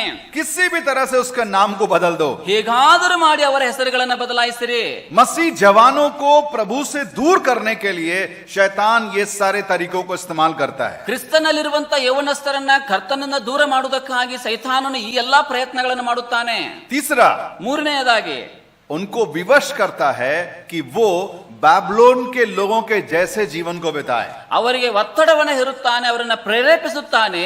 ನೀನು ಬೆಬೆಲೋನ್ ನಲ್ಲಿರುವಂತಹ ಜನರಾದ ಒಂದು ಲೈಫ್ ಸ್ಟೈಲ್ ಅಥವಾ ವೇಷಧಾರಿಗಳ ಹಾಗೆ ನೀನು ಜೀವಿಸಬೇಕು ಎಂಬುದಾಗಿ. मतलब उनके जैसे खाना खाए, ಅವರ ಹಾಗೆ ಊಟ ಮಾಡಬೇಕು, उनके जैसे पिए, ಅವರ ಹಾಗೆ ಕುಡಿಯಬೇಕು, उनके जैसे कपड़ा पहने, ಅವರ ಹಾಗೆ ವೇಷಗಳನ್ನು ಧರಿಸಿಕೊಳ್ಳಬೇಕು, उनके जैसे जीवन का चाल चले। ಅವರ ಹಾಗೆ ನಿಮ್ಮ ಜೀವಿತದ ಶೈಲಿ ಇರಬೇಕು. अब ध्यान दीजिएगा, ಈ ವಿಷಯಗಳನ್ನು ಸ್ವಲ್ಪ ಗಮನಿಸಿರಿ. अगर आप 4 पद में पढ़ेंगे तो यहां पर लिखा हुआ गया है कि ये सारे जवान लोगों को कई प्रकार का विद्या पढ़ाया गया और दानियल, शद्रक, मेशक, अबेदनगो ने कुछ नहीं बोला। ಈ ರೀತಿಯಾಗಿ ನಾವು 4ನೇ ವಚನದಲ್ಲಿ ಓದುವಾಗ ಕಸ್ದಿಯರಾದಂತಹ ಪಂಡಿತರ ಭಾಷೆಗಳನ್ನ, ಶಾಸ್ತ್ರಗಳನ್ನ ಅವರಿಗೆ ಕಲಿಸಿಕೊಡ್ತಾರೆ. ಅದಾಗಿಯೂ ಕೂಡ ಅಲ್ಲಿರುವಂತಹ ದಾನಿಯೇಲ್, ಶದ್ರಕ್, ಮೆಷಕ್, ಅಬೇದ್ನೆಗೋ ಏನೂ ಕೂಡ ಮಾಡಲಿಲ್ಲ ಎಂಬುದಾಗಿ ನೋಡುತ್ತೇವೆ. उन्होंने उसको बोला ठीक है पढ़ाना है, पढ़ाइए, क्या पढ़ाना चाहते हैं हमको सिखाइए, कोई दिक्कत नहीं है। ಈ ರೀತಿಯಾಗಿ ಅವರು ಪ್ರಯತ್ನ ಮಾಡುವಾಗ ಇವರು ಏನನ್ನೂ ಹೇಳಲಿಲ್ಲ. ಸರಿ, ಓಕೆ, ನೀವು ಹೇಳ್ರಿ, ನಾವು ಕಲಿತೀವಿ, ಏನು ಪರವಾಗಿಲ್ಲ ಕಲಿಯುವುದಕ್ಕಾಗಿ. एजुकेशन के रूप से उन्होंने उसको ग्रहण कर लिया, ಒಂದು ಶಿಕ್ಷಣ ರೂಪದಲ್ಲಿ ಅದನ್ನ ಪಡೆದುಕೊಂಡರು. दूसरा जो शैतान ने उनके साथ किया या नबूकदनेस्सर राजा ने उनके साथ किया, ಎರಡನೇದಾಗಿ ಅವನು ಸೈತಾನನು ಅಥವಾ ನೆಬೂಕದ್ನೆಚ್ಚರನು ಮಾಡಿದಂತಹ ಪ್ರಯತ್ನವೇನೆಂದರೆ उनके नामों को बदल दिया। ಅವರ ಹೆಸರುಗಳನ್ನ ಬದಲಾಯಿಸುವಂತದ್ದು. दानियेल और उसके दोस्त लोगों का नाम एक्चुअली अलग था, ದಾನಿಯೇಲ್ ಮತ್ತು ಅವನ ಸಂಗಡಿಗರ ಹೆಸರುಗಳು ಮೊದಲು ಬೇರೆ ಆಗಿತ್ತು. लेकिन नबूकदनेस्सर राजा ने उनके नाम को भी बदला। ಈಗ ನೆಬೂಕದ್ನೆಚ್ಚರ ಅರಸನು ಅವರ ಹೆಸರುಗಳನ್ನು ಕೂಡ ಬದಲಾಯಿಸಿದನು. जरा पढ़िएगा उसका 6 और 7 पद। 6 ಮತ್ತು 7ನೇ ವಚನಗಳನ್ನು ನಾವು ಓದಿಕೊಳ್ಳೋಣ. ಆರಿಸಲ್ಪಟ್ಟಂತಹ ಯುವಕರಲ್ಲಿ ದಾನಿಯೇಲ್, ಹನನ್ಯ, ಮಿಶಾಯೇಲ್, ಅಜರ್ಯ ಎಂಬ ಯಹೂದ್ಯರು ಸೇರಿದ್ದರು. ಕಂಚುಕಿಯರ ಅಧ್ಯಕ್ಷನು ಇವರಿಗೆ ನಾಮಕರಣ ಮಾಡಿ ದಾನಿಯೇಲನಿಗೆ ಬೆಲ್ತಶಚ್ಚರ್, ಹನನ್ಯನಿಗೆ ಶದ್ರಕ್, ಮಿಶಾಯೇಲನಿಗೆ ಮಿಶೇಕ್, ಅಜರ್ಯನಿಗೆ ಅಬೇದ್ನೆಗೋ ಎಂಬ ಹೆಸರಿಟ್ಟನು. क्योंकि देखिए हम लोगों को पता है कि इज़राइल के जो वहां के रीति रिवाज के अनुसार कोई भी व्यक्ति का नाम परमेश्वर के नाम के साथ एक बहुत ही अर्थपूर्ण तरीके से रखा जाता था। ನಮಗೆ ಗೊತ್ತಿರುವ ಹಾಗೆ ಇಸ್ರಾಯೇಲರ ಒಂದು ಹಿನ್ನೆಲೆಯನ್ನು ನೋಡುವಾಗ ಅವರು ಯಾವುದೇ ಒಂದು ಹೆಸರು ಮಕ್ಕಳಿಗೆ ನಾಮಕರಣ ಮಾಡುವಾಗ ಆ ಹೆಸರುಗಳು ದೇವರೊಟ್ಟಿಗೆ ಸಂಬಂಧವನ್ನು ಕಲ್ಪಿಸುವಂತ ಹೆಸರುಗಳನ್ನೇ ಆರಿಸಿ ಅಂತ ಹೆಸರುಗಳನ್ನು ಅವರು ಇಡುವಂತವರಾಗಿದ್ದಾರೆ. अधिकांश यहूदी नामों के अंत में याह बोल करके आता है। ಅನೇಕ ಕಡೆ ನಾವು ನೋಡುವಾಗ ಯಹೂದಿಗಳ ಒಂದು ಮಕ್ಕಳ ಹೆಸರುಗಳನ್ನು ಕರೆಯುವಾಗ ಅಲ್ಲಿ ಯಾ ಎಂಬಂತ ಪದದೊಂದಿಗೆ ಆ ಹೆಸರುಗಳು ಇರುವುದನ್ನು ನೋಡುತ್ತೇವೆ. या ला शब्द आता, ला ಅಥವಾ ಲಾ ಎಂಬ ಶಬ್ದವು ಕೂಡ ಅಲ್ಲಿರುವುದು ನೋಡುತ್ತೇವೆ. या मतलब परमेश्वर के नाम के साथ जुड़ा हुआ, या ला मतलब भी एलोहिम परमेश्वर के नाम के साथ जुड़ा हुआ। ಯಾ ಎಂದು ಹೇಳುವಾಗ ಯೆಹೋವನು ಎಂಬಂತಹ ಕರ್ತನೊಟ್ಟಿಗೆ ಸಂಬಂಧವನ್ನು ತೋರಿಸುತ್ತದೆ. ಯಲ್ಲಾ ಎಂದು ಹೇಳುವಾಗ ಕರ್ತನೊಟ್ಟಿಗೆ ಇರುವಂತಹ ಅದು ಕೂಡ ಸಂಬಂಧವನ್ನು ಕಲ್ಪಿಸುವಂತಹ ಹೆಸರೇ ಆಗಿರುತ್ತದೆ. नबूकदनेस्सर ने बोला नहीं नहीं मेरे को अच्छा नहीं लगता इनका नाम सुन करके। ನೆಬೂಕದ್ನೆಚ್ಚರ್ ಹೇಳ್ತಾನೆ, ಅಯ್ಯೋ ನನಗೆ ಇಷ್ಟ ಆಗಲಿಲ್ಲ, ಇಂತ ಈ ಎಲ್ಲ ಹೆಸರುಗಳು ನನಗೆ ಇಷ್ಟ ಆಗೋದಿಲ್ಲ. इनका नाम जब जब सुनता हूं तो मेरे को उनका भगवान का, उनका ईश्वर का नाम याद आता है। ಇವರ ಹೆಸರುಗಳನ್ನು ಯಾವಾಗ ಯಾವಾಗ ನಾನು ಕೇಳ್ತೀನೋ ಬರೀ ಇವರ ದೇವರ ಹೆಸರುಗಳೇ ನನಗೆ, ದೇವರ ಹೆಸರೇ ನನಗೆ ಕಣ್ಣು ಮುಂದೆ ಬಂದ ಹಾಗಾಗುತ್ತದೆ. चेंज करो इनका नाम, ಈಗ ಅವರ ಹೆಸರುಗಳನ್ನು ಬದಲಾಯಿಸಿ ಬಿಡ್ರಿ. ऐसा नाम रखो जो हमारे भगवान के साथ में मिलता जुलता है। ಇಂತಹ ಒಂದು ಹೆಸರನ್ನು ನೀಡಿರಿ, ನಮ್ಮ ದೇವರೊಟ್ಟಿಗೆ ಆ ಸರಿ ಸಂಬಂಧವುಳ್ಳಂತಹ ಹೆಸರುಗಳನ್ನು ಕೊಡ್ರಿ. तो उन्होंने नाम चेंज कर दिया। ಆಗ ಅವರ ಹೆಸರುಗಳನ್ನು ಬದಲಾಯಿಸಿದರು. दानियल का नाम उन्होंने रखा बेल्शस्सर, ದಾನಿಯೇಲನ ಹೆಸರನ್ನು ಅವರು ಬೆಲ್ತಶಚ್ಚರ್ ಎಂಬುದಾಗಿ बाकी ಇಡುತ್ತಾರೆ. लोगों का नाम रखा हनन्या, शद्रक, मेशक, अबेदनगो। ಅದೇ ರೀತಿಯಾಗಿ ನಾವು ನೋಡುತ್ತೇವೆ ಶದ್ರಕ್, ಮಿಶೇಕ್ ಮತ್ತು ಅಬೇದ್ನೆಗೋ ಎಂಬುದಾಗಿ ಇನ್ನುಳಿದಂತವರಿಗೆ ಹೆಸರಿಡುತ್ತಾನೆ. सारे जवान लोग क्या बोले पता है? ಎಲ್ಲ ಯೌವನಸ್ಥರು ಏನು ಮಾತನಾಡಿದ್ರು ಗೊತ್ತಾ? ठीक है चले, कोई दिक्कत नहीं है। ಹೆಸರು ಬದಲಾಯಿಸಿದ್ರೆ ಏನು ಪರವಾಗಿಲ್ಲ, ನಡೆಯುತ್ತೆ. तू तो नाम चेंज कर सकता है ना, ನೀನು ಬಹಳ ಅಂದ್ರೆ ನನ್ನ ಹೆಸರನ್ನು ಬದಲಾಯಿಸಬಹುದು, तू मेरे जिंदगी को तो चेंज नहीं कर सकता। ನನ್ನ ಜೀವನವನ್ನು ಏನು ಬದಲಾಯಿಸಕ್ಕೆ ಸಾಧ್ಯವಿಲ್ಲ. तू मुझे अपना बहुत सारे कल्चर को सिखाया, हम सीख लिए। ನೀವು ನಿಮ್ಮ ಸಂಕದೀಯ ಜೀವ ಶೈಲಿಗಳನ್ನ ಕಲಿಸಿಕೊಟ್ರಿ, ನಾವು ಕಲಿತುಕೊಂಡಿದ್ದೇವೆ. तूने अपना नाम को चेंज किया, करना चाहता है कर ले, कोई दिक्कत नहीं, हमको कोई दिक्कत नहीं है। ನೀವು ನಿನ್ನ ಹೆಸರನ್ನ ಬದಲಾಯಿಸುವುದಕ್ಕಾಗಿ ಇಷ್ಟಪಡ್ತಾ ಇದ್ರೆ ಏನು ಪರವಾಗಿಲ್ಲ, ಹೆಸರನ್ನು ಬದಲಾಯಿಸಿಕೊಳ್ಳ್ರಿ. नाम में क्या रखा है भाई? ಹೆಸರಿನಲ್ಲಿ ಏನಿದೆ तेरा मन को जैसा अच्छा लगता है तू हमारा नाम रख दे। ನಿನ್ನ ಮನಸ್ಸಿಗೆ ಹೇಗೆ ಅನಿಸುತ್ತದೆ ಅಂತ ಹೆಸರುಗಳನ್ನೇ ನೀನು ಕೊಡು. लेकिन तीसरा काम जो एक हुआ, ಇನ್ನು ಒಂದು ಮೂರನೇ ಕಾರ್ಯ ಅಲ್ಲಿ ಆಗುತ್ತದೆ. और वो था राजा का आज्ञा के अनुसार कि राजा का खाना खाए, राजा का शराब पिए और राजा का लाइफस्टाइल को जिए। ರಾಜನ ಒಂದು ಅರಸನ ಒಂದು ಆಜ್ಞೆಗೆ ಅನುಸಾರವಾಗಿ ರಾಜನ ಆಹಾರ ಪದಾರ್ಥಗಳನ್ನೇ ಸೇವಿಸುವುದು, ಆತನ ಕುಡಿಯುವಂತ ಪಾನಗಳನ್ನೇ ಕುಡಿಯುವಂತದ್ದು, ಆತನ ಜೀವನ ಶೈಲಿಯ ಹಾಗೆಯೇ ಜೀವಿಸುವಂತಹ ಆಜ್ಞೆ, ಅದು ಮೂರನೇದಾಗಿ ನೋಡುತ್ತೇವೆ. ये बात जैसे ही दानियेल और उसके दोस्तों को पता चला, ಈ ಮಾತು ಯಾವಾಗ ದಾನಿಯೇಲ ಮತ್ತು ಆತನ ಸಂಗಡಿಗೆ ಗೊತ್ತಾಯಿತು, वो लोग बोले ना ना ना ना ना, ये तो हमसे नहीं होगा भाई. ಆಗ ಅವರು ಹೇಳಿದರು, ಇಲ್ಲ ಇಲ್ಲ ಇಲ್ಲ, ಈ ಕೆಲಸ ನಮ್ಮ ಕೈಯಲ್ಲಿ ಸಾಧ್ಯವಿಲ್ಲ. तुमने हमको बहुत सारा शिक्षा सिखाया, हम कुछ नहीं बोले. ನೀವು ನಮಗೆ ಅನೇಕ ಶಿಕ್ಷಣಗಳನ್ನ ವಿದ್ಯಾಭ್ಯಾಸವನ್ನು ಕೊಟ್ರಿ, ನಾವು ಏನು ಮಾತನಾಡಲಿಲ್ಲ. तुमने हमारा नाम बदल दिया, हम लोगों ने कुछ नहीं बोला. ನೀವು ನಮ್ಮ ಹೆಸರುಗಳನ್ನ ಬದಲಾಯಿಸಿದ್ರಿ, ನಾವು ಏನು ಮಾತನಾಡಲಿಲ್ಲ. लेकिन अगर आप बोलोगे कि मुझे तुम्हारे जैसे जिंदगी जीना है और एक पाप का जीवन को जीना है, ना ना ना ना ना, मैं ऐसा नहीं कर सकता. ನೀವು ಈಗ ಹೇಳುತ್ತಿದ್ದೀರಿ, ನೀವು ನನ್ನ ಹಾಗೆ ಜೀವಿಸಬೇಕು, ನನ್ನ ಹಾಗೆ ಪಾಪದ ಜೀವಿತವನ್ನು ಜೀವಿಸಬೇಕೆಂಬುದಾಗಿ ನೀವು ಹೇಳುವಾಗ, ಇಂಥ ಜೀವಿತವನ್ನು ನಾವು ಜೀವಿಸುವುದಿಲ್ಲ ಎಂಬುದಾಗಿ. मेरे प्यारो, जिस जवान ने अपने जिंदगी में कब ना बोलना है सीख लिया ना, वो अपना जीवन प्रभु के अनुसार बिता पाएगा. ಒಬ್ಬ ಯವನಸ್ಥನು ತನ್ನ ಜೀವಿತ ಅವಧಿಯಲ್ಲಿ ಯಾವಾಗ ನನ್ನ ಕೈಯಲ್ಲಿ ಆಗುವುದಿಲ್ಲ, ಇದು ಬೇಡ ಅಥವಾ ತಿರಸ್ಕರಿಸುವಂತ ಆಲೋಚನೆ ಉಳ್ಳವನಾಗಿರುತ್ತಾನೋ, ಅವನು ನಿಜವಾದಂತಹ ಯವನಸ್ಥನಾಗಿ ಸ್ಥಿರವಾಗಿ ನಿಲ್ಲುತ್ತಾನೆ. कई बार हम जो जिंदगी में जीते हैं, हम हर चीज को हाँ बोलने लगते हैं. ಅನೇಕ ಬಾರಿ ನಮ್ಮ ಜೀವಿತಗಳಲ್ಲಿ ಅನೇಕ ಸಂಗತಿಗಳಾಗುವಾಗ ಹೌದು ನಾವು ಮಾಡುತ್ತೇವೆ, ಹೌದು ಹೌದು ಮಾಡುತ್ತೇವೆ ಎಂಬುದಾಗಿ ಹೇಳುತ್ತೇವೆ. दानियल को पता था कहां उसको ना बोलना है. ದಾನಿಯೇಲನಿಗೆ ಬಹಳ ಸ್ಪಷ್ಟವಾಗಿ ಗೊತ್ತಿತ್ತು, ನನಗೆ ಎಲ್ಲಿ ಬೇಡ ಅಥವಾ ಇಲ್ಲ ಎಂಬುದಾಗಿ ಹೇಳಬೇಕೆಂಬುದಾಗಿ. कहां ओके करना है और कहां ना बोलना है, उसको पक्का पता था.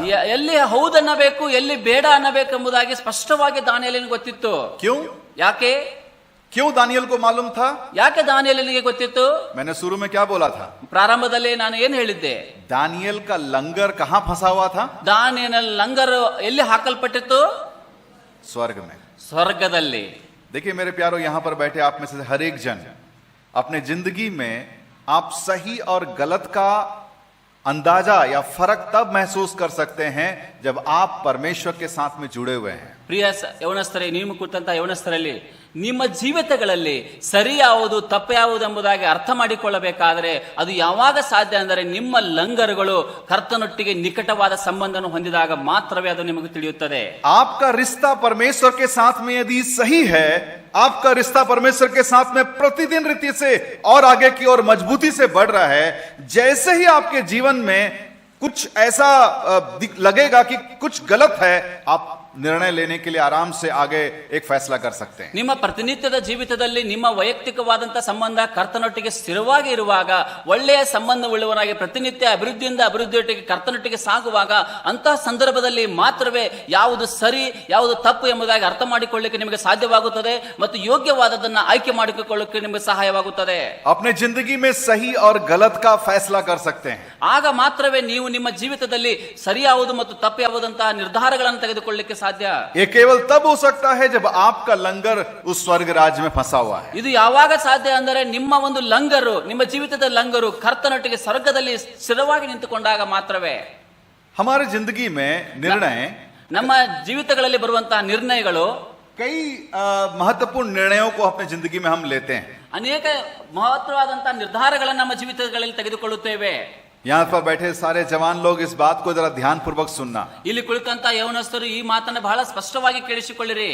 आपके जीवन में लिया गया निर्णय आपके मंजिल को, आपके भविष्य को दर्शाएगा. ನೀವು ನಿಮ್ಮ ಜೀವಿತಗಳಲ್ಲಿ ತೆಗೆದುಕೊಳ್ಳುವಂತಹ ನಿರ್ಣಯಗಳು ನಿಮ್ಮ ಮುಂದಿನ ಜೀವಿತಗಳ ಕುರಿತಾಗಿರುವಂತಹ ಗುರಿ ಉದ್ದೇಶಗಳ ಕುರಿತಾಗಿ ಸ್ಪಷ್ಟವಾಗಿ ಹೇಳುತ್ತದೆ.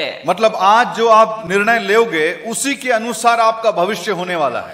ಈಗ ನೀವು ಏನು ನಿರ್ಣಯಗಳನ್ನು ಇವತ್ತು ತೆಗೆದುಕೊಳ್ಳುತ್ತೀರೋ ಆ ನಿರ್ಣಯಗಳ ಅನುಸಾರವಾಗಿ ನಿಮ್ಮ ಭವಿಷ್ಯದ ಜೀವಿತವಾಗಿರುತ್ತದೆ. एक छोटा सा गलत निर्णय आपके जिंदगी को बर्बाद करके रख सकता है. ಒಂದೇ ಒಂದು ಚಿಕ್ಕದಾದಂತಹ ತಪ್ಪಾಗಿರುವಂತಹ ನಿರ್ಧಾರ ತೆಗೆದುಕೊಳ್ಳುವುದಾದರೆ ನಿಮ್ಮ ಭವಿಷ್ಯದ ಜೀವಿತವನ್ನೆಲ್ಲ ಕೂಡ ಅದು ಹಾಳು ಮಾಡಿಬಿಡುತ್ತದೆ. सो अपने जिंदगी में हमेशा याद रखना, निर्णय लेने की जब बात आती है ना, तो आप जल्दीबाजी मत करना. ನಿಮ್ಮ ಜೀವಿತಗಳಲ್ಲಿ ಯಾವಾಗಲಾದರೂ ನಿರ್ಣಯವನ್ನು ತೆಗೆದುಕೊಳ್ಳುವಂತ ಸಂದರ್ಭ ಬರುತ್ತದೋ ಆಗ ಗಡಿಬಿಡಿ ಮಾಡಬೇಡ್ರಿ, ಬೇಗ ನಿರ್ಧಾರವನ್ನು ತೆಗೆದುಕೊಳ್ಳಬೇಡ್ರಿ, ಸ್ವಲ್ಪ ವೇಟ್ ಮಾಡಿ ಯೋಗ್ಯವಾದ ನಿರ್ಧಾರವನ್ನು ತೆಗೆದುಕೊಳ್ಳಿರಿ. देखिए ऐसे तो कई निर्णयों को हम लेते हैं, ಇಂತಹ ಅನೇಕವಾದಂತಹ ನಿರ್ಣಯಗಳನ್ನು ನಾವು ತೆಗೆದುಕೊಳ್ಳುತ್ತೇವೆ. लेकिन 4 क्षेत्रों में आपका निर्णय बहुत महत्वपूर्ण है। ಎಲ್ಲ ನಿರ್ಧಾರಗಳಿಗಿಂತ ಮುಖ್ಯವಾಗಿ 4 ನಿರ್ಧಾರಗಳನ್ನು ತೆಗೆದುಕೊಳ್ಳುವಾಗ ನಿಮ್ಮ ನಿರ್ಧಾರಗಳು ಬಹಳ ಸ್ಪಷ್ಟವಾಗಿ ಯೋಗ್ಯವಾದಂತಹ ನಿರ್ಧಾರವಾಗಿರಬೇಕು. देखिए नीचे में बताया गया है, ಅಲ್ಲಿ 4 ವಿಷಯಗಳು ಕೆಳಗೆ ಕೊಡಲ್ಪಟ್ಟಿದೆ. सबसे पहले प्रभु यीशु मसीह को उद्धारकर्ता के रूप में स्वीकार करना. ಮೊಟ್ಟ ಮೊದಲನೇದಾಗಿರುವಂತಹ ನಿರ್ಧಾರ ಎಂದು ಹೇಳುವಾಗ ಕರ್ತನಾಗಿರುವಂತಹ ಯೇಸು ಕ್ರಿಸ್ತನನ್ನ ಸ್ವಂತ ರಕ್ಷಕನಾಗಿ ಅಂಗೀಕಾರ ಮಾಡಿಕೊಳ್ಳುವಂತಹ ನಿರ್ಧಾರ. आपकी जिंदगी की शुरुआत वहीं से होती है जब आप अपने जीवन को प्रभु के हाथों में सौंप देते हैं. ನಿಮ್ಮ ಜೀವಿತದ ಪ್ರಾರಂಭ ಅಲ್ಲಿಯೇ ಆಗುತ್ತದೆ ಯಾವಾಗ ನಿಮ್ಮ ಜೀವಿತವನ್ನು ನೀವು ಕರ್ತನಾದ ಯೇಸು ಕ್ರಿಸ್ತನ ಕಡೆಗೆ ಒಪ್ಪಿಸಿಕೊಡುತ್ತೀರೋ ಆವಾಗಲೇ. यदि आप यहाँ पर बैठे आप में से कोई ऐसा है जिन्होंने आज तक यीशु मसीह को अपने जीवन का उद्धारकर्ता नहीं बनाया है, मैं आपसे निवेदन करता हूं इस कैंप के खत्म होने से पहले अपने जीवन में पहला निर्णय लेना कि मैं अपना जिंदगी यीशु मसीह के हाथों में कर देता हूं. ಇಲ್ಲಿ ಸೇರಿ ಬಂದಂತಹ ಯೌವನಸ್ಥರಲ್ಲಿ ಇನ್ನೂ ಯಾರಾಗಲೂ ಕೂಡ ಕರ್ತನಾದ ಯೇಸು ಸ್ವಾಮಿಯನ್ನು ಸ್ವಂತ ರಕ್ಷಕನಾಗಿ ಅಂಗೀಕಾರ ಮಾಡಿಕೊಳ್ಳದೇ ಇರುವಂತವ್ರು ಇದ್ದಿದ್ದಾದರೆ ನಾನು ನಿಮ್ಮಲ್ಲಿ ವಿನಂತಿಸಿಕೊಳ್ಳುತ್ತೇನೆ, ಈ ಕ್ಯಾಂಪ್ ಮುಗುವಷ್ಟರೊಳಗಾಗಿ ನಿಮ್ಮ ನಿರ್ಧಾರವನ್ನು ತೆಗೆದುಕೊಳ್ಳಿರಿ, ಅದು ಕರ್ತನಾದ ಯೇಸು ಸ್ವಾಮಿಯನ್ನು ಸ್ವಂತ ರಕ್ಷಕನಾಗಿ ಅಂಗೀಕಾರ ಮಾಡಿಕೊಳ್ಳಿರಿ ಎಂಬುದಾಗಿ ನಾನು ಹೇಳುತ್ತೇನೆ. दूसरा आपके जिंदगी का एक महत्वपूर्ण निर्णय है, ನಿಮ್ಮ ಜೀವಿತದಲ್ಲಿರುವಂತಹ ಎರಡನೇ ಮುಖ್ಯವಾದ ನಿರ್ಣಯ एक सही जीवन साथी.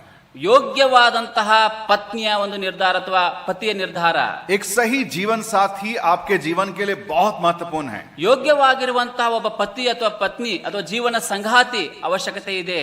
आप इसके लिए जरूर प्रार्थना करना, ಇದಕ್ಕೋಸ್ಕರವಾಗಿ ನೀವು ದಯಮಾಡಿ ಪ್ರಾರ್ಥನೆ ಮಾಡಲೇಬೇಕು. जल्दबाजी मत करना, ಗಡಿಬಿಡಿ ಮಾಡಬೇಡಿರಿ. संसार के लोगों को देख करके उनके अनुसार निर्णय मत लेना. ಲೌಕಿಕವಾದ ಜನರನ್ನ ನೋಡಿಕೊಂಡು ಅವರ ಹಾಗೆ ನಿರ್ಣಯಗಳನ್ನು ತೆಗೆದುಕೊಳ್ಳಬೇಡ್ರಿ. कोई भी निर्णय केवल दिल से और इमोशन होकर के मत लेना. ಯಾವುದೇ ನಿರ್ಣಯಗಳನ್ನು ತೆಗೆದುಕೊಳ್ಳುವಾಗ ಹೃದಯಪೂರ್ವಕ ನನ್ನ ಮನಸ್ಸು ಹೇಳಿತು, ನನ್ನ ಹೃದಯ ಹೇಳಿತು ಎಂಬುದಾಗಿ ಭಾವನಾತ್ಮಕ ಆಲೋಚನೆಯೊಂದಿಗೆ ನಿರ್ಣಯಗಳನ್ನು ತೆಗೆದುಕೊಳ್ಳಬೇಡ್ರಿ. जैसे कि संसारिक लोग लेते हैं बाद में पछताते हैं, वैसा मत करना. ಯಾವ ರೀತಿಯಾಗಿ ಲೌಕಿಕವಾದಂತಹ ಜನರು ನಿರ್ಣಯಗಳನ್ನು ತೆಗೆದುಕೊಳ್ಳುತ್ತಾರೆ ಆಮೇಲೆ ಪಶ್ಚಾತ್ತಾಪ ಪಟ್ಟು ದುಃಖವನ್ನು ವ್ಯಕ್ತಪಡಿಸುತ್ತಾರೆ, ಹಾಗೆ ತೆಗೆದುಕೊಳ್ಳಬೇಡ್ರಿ. जीवन साथी बहुत ही सोच समझ करके निर्णय लेना. ಜೀವನ ಸಂಗಾತಿಯನ್ನು ಆರಿಸಿಕೊಳ್ಳುವಾಗ ಬಹಳ ಎಚ್ಚರಿಕೆಯಿಂದ ಯೋಗ್ಯವಾದಂತಹ ಸಂಗಾತಿಯನ್ನ ಆರಿಸಿಕೊಳ್ಳಬೇಕು. तीसरा, ಮೂರನೆಯದಾಗಿ आपके जीवन में एक करियर का चुनाव. ನಿಮ್ಮ ಜೀವಿತದಲ್ಲಿ ಆರಿಸಿಕೊಳ್ಳುವಂತಹ ಒಂದು ವೃತ್ತಿ. कौन से करियर में आपको जाना है? ಯಾವ ಒಂದು ವೃತ್ತಿ ಅಥವಾ ಯಾವ ಒಂದು ಕೆಲಸ ಕ್ಷೇತ್ರಕ್ಕೆ ನಾನು ಹೋಗಬೇಕು, बहुत इंपॉर्टेंट है आपके जीवन के लिए. ಇದು ನಿಮ್ಮ ಜೀವಿತಕ್ಕೆ ಬಹಳ ಪ್ರಮುಖವಾದಂತಹ ಸಂಗತಿ ಇದಾಗಿದೆ. यदि आप सचमुच में अपने जीवन में कुछ कामयाब बनना चाहते हैं, आगे बढ़ना चाहते हैं, एक सही करियर का चुनाव करना. ನಿಮ್ಮ ಜೀವಿತಗಳಲ್ಲಿ ನೀವು ಮುಂದೆ ಹೋಗಬೇಕು, ಬಹಳ ಸಾಧನೆಯನ್ನು ಮಾಡಬೇಕು, ಶ್ರೇಷ್ಠವಾದ ಸಾಧನೆ ಮಾಡಬೇಕೆಂಬುದಾಗಿ ಅಂದುಕೊಂಡಿದ್ದೆ ಆದರೆ ನಿಮ್ಮ ಜೀವಿತಗಳಲ್ಲಿ ಕಾರ್ಯಕ್ಷೇತ್ರವನ್ನು ಆರಿಸಿಕೊಳ್ಳುವಂಥದ್ದು ಬಹಳ ಅವಶ್ಯಕತೆ ಇದೆ. कई बार ऐसा होता है जवान लोग अपने दोस्तों को देख करके उनके अनुसार निर्णय ले लेते हैं, चलो वो कर रहा है मैं भी करूंगा. ಅನೇಕ ಬಾರಿ ಈ ರೀತಿಯಾಗಿ ಆಗುವುದನ್ನು ನೋಡುತ್ತೇವೆ. ಯವನಸ್ಥರನ್ನು ನೋಡಿಕೊಂಡು, ಜೊತೆ ಸಹೋದರನ್ನು ನೋಡಿಕೊಂಡು ಅವರು ಆ ಒಂದು ಕಾರ್ಯಕ್ಷೇತ್ರ ಆರಿಸಿಕೊಂಡಿದ್ದಾರೆ, ಕೃತ್ಯನ ಆರಿಸಿಕೊಂಡಿದ್ದಾರೆ, ನಂದು ಸರಿ, ನಾನು ಅವ್ರ ಜೊತೆನೆ ಮಾಡ್ತೇನೆ, ಅದನ್ನೇ ಆರಿಸಿಕೊಳ್ಳುತ್ತೇನೆ ಎಂಬುದಾಗಿ ಮಾಡುತ್ತಾರೆ. प्रभु से प्रार्थना करना कि आपके जीवन में आप कौन से क्षेत्र में जाना प्रभु चाहता है. ಕರ್ತನಲ್ಲಿ ಪ್ರಾರ್ಥನೆ ಮಾಡಿರಿ, ನಾನು ಯಾವ ವೃತ್ತಿಯಲ್ಲಿ ಸಾಗಬೇಕು, ಮುಂದೆ ಹೋಗಬೇಕೆಂಬುದಾಗಿ ಕರ್ತನಲ್ಲಿ ಕೇಳಿಕೊಳ್ಳುವಾಗ ಕರ್ತನೆ ನಿಮಗೆ ಸ್ಪಷ್ಟವಾಗಿ ತೋರಿಸುತ್ತಾರೆ. चौथा निर्णय, ನಾಲ್ಕನೇ ಆದಂತಹ ಆಯ್ಕೆ ಅಥವಾ ನಿರ್ಣಯ, कहां जा करके बसना है. ಎಲ್ಲಿ ಹೋಗಿ ನಿವಾಸಿಸಬೇಕು. बहुत इंपॉर्टेंट है मेरे प्यारों. ಬಹಳ ಮಹತ್ವವುಳ್ಳಂತಹ ಅಂಶ ಇದಾಗಿದೆ ಪ್ರಿಯರೇ. कहीं भी जा करके बस जाएंगे ऐसा नहीं. ಎಲ್ಲೋ ಹೋಗಿ ವಾಸ ಮಾಡ್ತೇನೆ ಎಂಬುದಾಗಿ ಹೇಳಿದ್ರೆ ಅದು ಸರಿಯಲ್ಲ. सही चुनाव, सही जगह का चुनाव. ಯೋಗ್ಯವಾದಂತಹ ಸ್ಥಳವನ್ನ ಆರಿಸಿಕೊಳ್ಳುವಂತದ್ದು ಅವಶ್ಯಕತೆ ಇದೆ. आप यदि उस जगह पर रहेंगे जहां परमेश्वर आपको चाहता है रखने के लिए, आप परमेश्वर के लिए बखूबी इस्तेमाल हो सकते हैं. ಯಾವ ಸ್ಥಳದಲ್ಲಿ ನೀನು ಇರಬೇಕೆಂಬುದಾಗಿ ಕರ್ತನು ಬಯಸುತ್ತಾನೋ ಅದೇ ಸ್ಥಳವನ್ನ ಅರ್ಥ ಮಾಡಿಕೊಂಡು ತಿಳಿದುಕೊಂಡು ಆ ಸ್ಥಳದಲ್ಲಿ ವಾಸಿಸುವಂತದ್ದು ಅದು ಸರಿಯಾದದ್ದು, ಯೋಗ್ಯವಾಗಿದ್ದು ಆಗಿದೆ. आप गलत जगह पर जाएंगे, ನೀವು ತಪ್ಪಾಗಿರುವಂತಹ ಸ್ಥಳಕ್ಕೆ ಹೋದರೆ हो सकता है कि थोड़ा बहुत आपको फायदा भी मिल जाए, ಆ ಸಂದರ್ಭದಲ್ಲಿ ನಿಮಗೆ ಹೆಚ್ಚು ಹೆಚ್ಚಾಗಿ ಲಾಭಗಳು ಆಗಬಹುದು. लेकिन आपका जीवन परमेश्वर के लिए कोई काम का नहीं रहेगा. ಆಗ ನಿಮ್ಮ ಜೀವಿತ ಕರ್ತನ ಸೇವೆಗಾಗಿ, ಕರ್ತನಿಗಾಗಿ ಯಾವ ಉಪಯೋಗಕ್ಕೂ ಬರುವುದಿಲ್ಲ. और आने वाले समय में अपने आप को एक फंदे में फंसा हुआ पाएंगे. ಆಮೇಲೆ ಮುಂದಿನ ದಿನಗಳಲ್ಲಿ ನೀವು ಹೀಗೆ ಕಂಡು ಬರುತ್ತೀರಿ, ಒಂದು ಪಂಜರದಲ್ಲಿ ಸಿಕ್ಕಾಕೊಂಡಿರುವಂತವರಾಗಿ ಕಂಡು ಬರುತ್ತೀರಿ. लूत के जिंदगी में हम लोग पढ़ते हैं, ಲೂಕನ ಜೀವಿತದಲ್ಲಿ ನಾವು ನೋಡುತ್ತೇವೆ, उसने सोदोम को चुन लिया. लिया, ಅವನು ಲೋಟನು ಸೊದೋಮವನ್ನು ಗೋಮರ್ ಪಟ್ಟಣ ಆರಿಸಿಕೊಳ್ಳುತ್ತಾನೆ. वहां गया और बहुत कामयाब तो हुआ, ಅಲ್ಲಿ ಹೋಗುತ್ತಾನೆ, ಬಹಳ ಅಭಿವೃದ್ಧಿಯನ್ನಾದ್ರೂ ಹೊಂದುತ್ತಾನೆ. लेकिन कुछ ही दिनों के बाद उसको पता चला कि उसने कितना गलत निर्णय लिया है. ಆ ಕೆಲವೇ ದಿನಗಳ ನಂತರವೇ ಆತನಿಗೆ ಸ್ಪಷ್ಟವಾಗಿ ಗೊತ್ತಾಗ್ತದೆ, ಅಯ್ಯೋ ನಾನು ಎಂತಹ ತಪ್ಪಾದ ನಿರ್ಣಯವನ್ನು ತೆಗೆದುಕೊಂಡಿದ್ದೇನೆ ಎಂಬುದಾಗಿ. जवानों विशेष करके याद रखना, शैतान के फंदे में नहीं फंसना. ಯೌವನಸ್ಥರೇ ವಿಶೇಷವಾಗಿ ಎಚ್ಚರ ವಹಿಸಿರಿ, ನೀವು ಸೈತಾನನ ಒಂದು ಜಾಲದಲ್ಲಿ ಸಿಕ್ಕಿಕೊಳ್ಳಬೇಡಿರಿ. कभी अपने जीवन में ये मत बोलना कि भाई मैं तो निर्णय लेता हूं, कल जो होगा देखा जाएगा. ನಾನು ಈ ರೀತಿಯಾಗಿ ಇವತ್ತಿನ ನಿರ್ಣಯವನ್ನು ತೆಗೆದುಕೊಳ್ಳುತ್ತೇನೆ, ನಾಳೆ ಏನಾಗುತ್ತದೆ ನನಗೆ ಗೊತ್ತಿಲ್ಲ ಎಂಬುದಾಗಿ ನಿರ್ಣಯವನ್ನು ತೆಗೆದುಕೊಳ್ಳಬೇಡಿರಿ. कई जवान लोग आने वाले समय के बारे में ज्यादा विचार करते नहीं है और आगे बढ़ जाते हैं. ಅನೇಕ ಬಾರಿ ಯೌವನಸ್ಥರು ಮುಂದಿನ ದಿನಗಳಲ್ಲಿ ಬರುವಂತ ಸಂದರ್ಭಗಳು ಸನ್ನಿವೇಶಗಳ ಕುರಿತಾಗಿ ಆಲೋಚನೆ ಮಾಡದೆ ಅವರು ಹಾಗೆ ನಿರ್ಧಾರಗಳನ್ನು ತೆಗೆದುಕೊಂಡು ಹೋಗುತ್ತಾರೆ. कई लोगों का जीवन ऐसे बर्बाद हो गया. ಈ ರೀತಿಯಾಗಿ ನಿರ್ಣಯಗಳನ್ನು ತೆಗೆದುಕೊಂಡಂತ ಅನೇಕ ಜನರ ಜೀವಿತ ಕೆಟ್ಟು ಹೋಗಿದೆ ಅಥವಾ ದಾರಿ ತಪ್ಪಿ ಹೋಗಿದೆ. दानियेल एक बेस्ट एग्जाम्पल है. ದಾನಿಯೇಲನು ಒಬ್ಬ ಶ್ರೇಷ್ಠವಾದಂತ ಉದಾಹರಣೆ ನಮ್ಮ ಮುಂದೆ ಇದ್ದಾನೆ. उसके जीवन में शैतान का दबाव और उसके जीवन में शैतान का आक्रमण हुआ. ಆತನ ಜೀವಿತದಲ್ಲಿ ಸೈತಾನನ ಒಂದು ಆಕ್ರಮಣ, ಒಂದು ಒತ್ತಡವು ಹೇರಳವಾಗಿತ್ತು. शैतान उसको गिराना चाहा. ಸೈತಾನನ ಅವನನ್ನು ಬೀಳಿಸುವುದಕ್ಕಾಗಿ ಪ್ರಯತ್ನಿಸಿದನು. बाइबल में लिखा हुआ है उसके 8 पद में, एक बार हम लोग जोर से पढ़ देते हैं, हम लोग सब पढ़ेंगे एक बार. ದೇವರ ವಾಕ್ಯದಲ್ಲಿ ಬರೆಯಲ್ಪಟ್ಟಂತ 8ನೇ ವಚನವನ್ನು ನಾವೆಲ್ಲರೂ ಕೂಡ ಗಟ್ಟಿಯಾಗಿ ನಮ್ಮ ನಮ್ಮ ಭಾಷೆಗಳಲ್ಲಿ ಆ ವಚನವನ್ನ ಓದಿಕೊಳ್ಳೋಣ. 1 2 3. ದಾನಿಯೇಲನು ತಾನು ರಾಜನ ಭೋಜನ ಪದಾರ್ಥಗಳನ್ನು ತಿಂದು ರಾಜನು ಕುಡಿಯುವ ದ್ರಾಕ್ಷಾರಸವನ್ನು ಕುಡಿದು ತನ್ನನ್ನು ಅಶುದ್ಧ ಮಾಡಿಕೊಳ್ಳಬಾರದೆಂದು ನಿಶ್ಚಯಿಸಿ ಕಂಚುಕಿಯರ ಅಧ್ಯಕ್ಷನಿಗೆ ನಾನು ಅಶುದ್ಧನಾಗಲಾರೆ ಕ್ಷಮಿಸು ಎಂದು ವಿಜ್ಞಾಪಿಸಿದಾಗ ದೇವರು ಕಂಚುಕಿಯರ ಅಧ್ಯಕ್ಷನ ಮನಸ್ಸಿನಲ್ಲಿ ದಾನಿಯೇಲನ ಮೇಲೆ ಕನಿಕರ ದಯೆಯನ್ನು ಹುಟ್ಟಿಸಿದನು. ये जवान लोगों ने निर्णय लिया कि हम उस राजा का भोजन को नहीं खाएंगे, उसका दाख मधु नहीं पिएंगे. ಆ ಯೌವನಸ್ಥರು ಒಂದು ದೃಢವಾದ ನಿರ್ಧಾರವನ್ನು ತೆಗೆದುಕೊಳ್ಳುತ್ತಾರೆ. ಆ ಅರಸನ ಆಹಾರ ಪದಾರ್ಥನ ಭೋಜನ ಪದಾರ್ಥಗಳನ್ನು ನಾನು ಸೇವಿಸುವುದಿಲ್ಲ, ಆತನ ಪಾನವನ್ನು ಕೂಡ ನಾನು ಸೇವಿಸುವುದಿಲ್ಲ ಎಂಬಂತ ನಿರ್ಧಾರವನ್ನು ತೆಗೆದುಕೊಳ್ಳುತ್ತಾರೆ. पता है जब दानियेल ने निर्णय लिया और उसके दोस्त लोगों ने निर्णय लिया, उनका उम्र कितना होगा? ಈ ರೀತಿಯಾದಂತಹ ದೃಢವಾದ ನಿರ್ಧಾರವನ್ನು ತೆಗೆದುಕೊಂಡಾಗ ದಾನಿಯೇಲ್ ಮತ್ತು ಆತನ ಸಂಗಡಿಗರಿಗೆ ಎಷ್ಟು ವಯಸ್ಸು ಇರಬಹುದು ಎಂಬುದಾಗಿ ನೀವು ಊಹಿಸುತ್ತೀರಿ.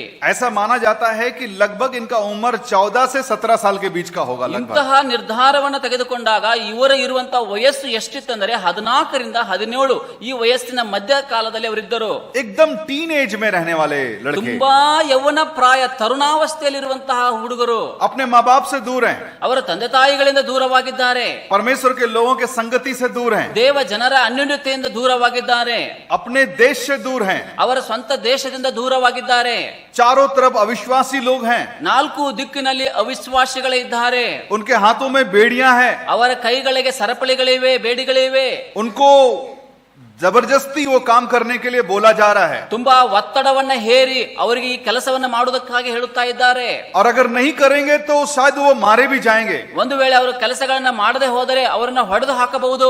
लेकिन दानियेल और उसके दोस्त लोग बोलते हैं, ದಾನಿಯೇಲ್ ಮತ್ತು ಆತನ ಸಂಗಡಿಗರು ಈ ರೀತಿಯಾಗಿ ಹೇಳುತ್ತಾರೆ, नो मतलब नो, ಇಲ್ಲ ಅಂದ್ರೆ ಇಲ್ಲವೇ ಇಲ್ಲ, नहीं करेंगे ये काम. ಈ ಕೆಲಸವನ್ನ ನಾವು ಮಾಡುವುದೇ ಇಲ್ಲ.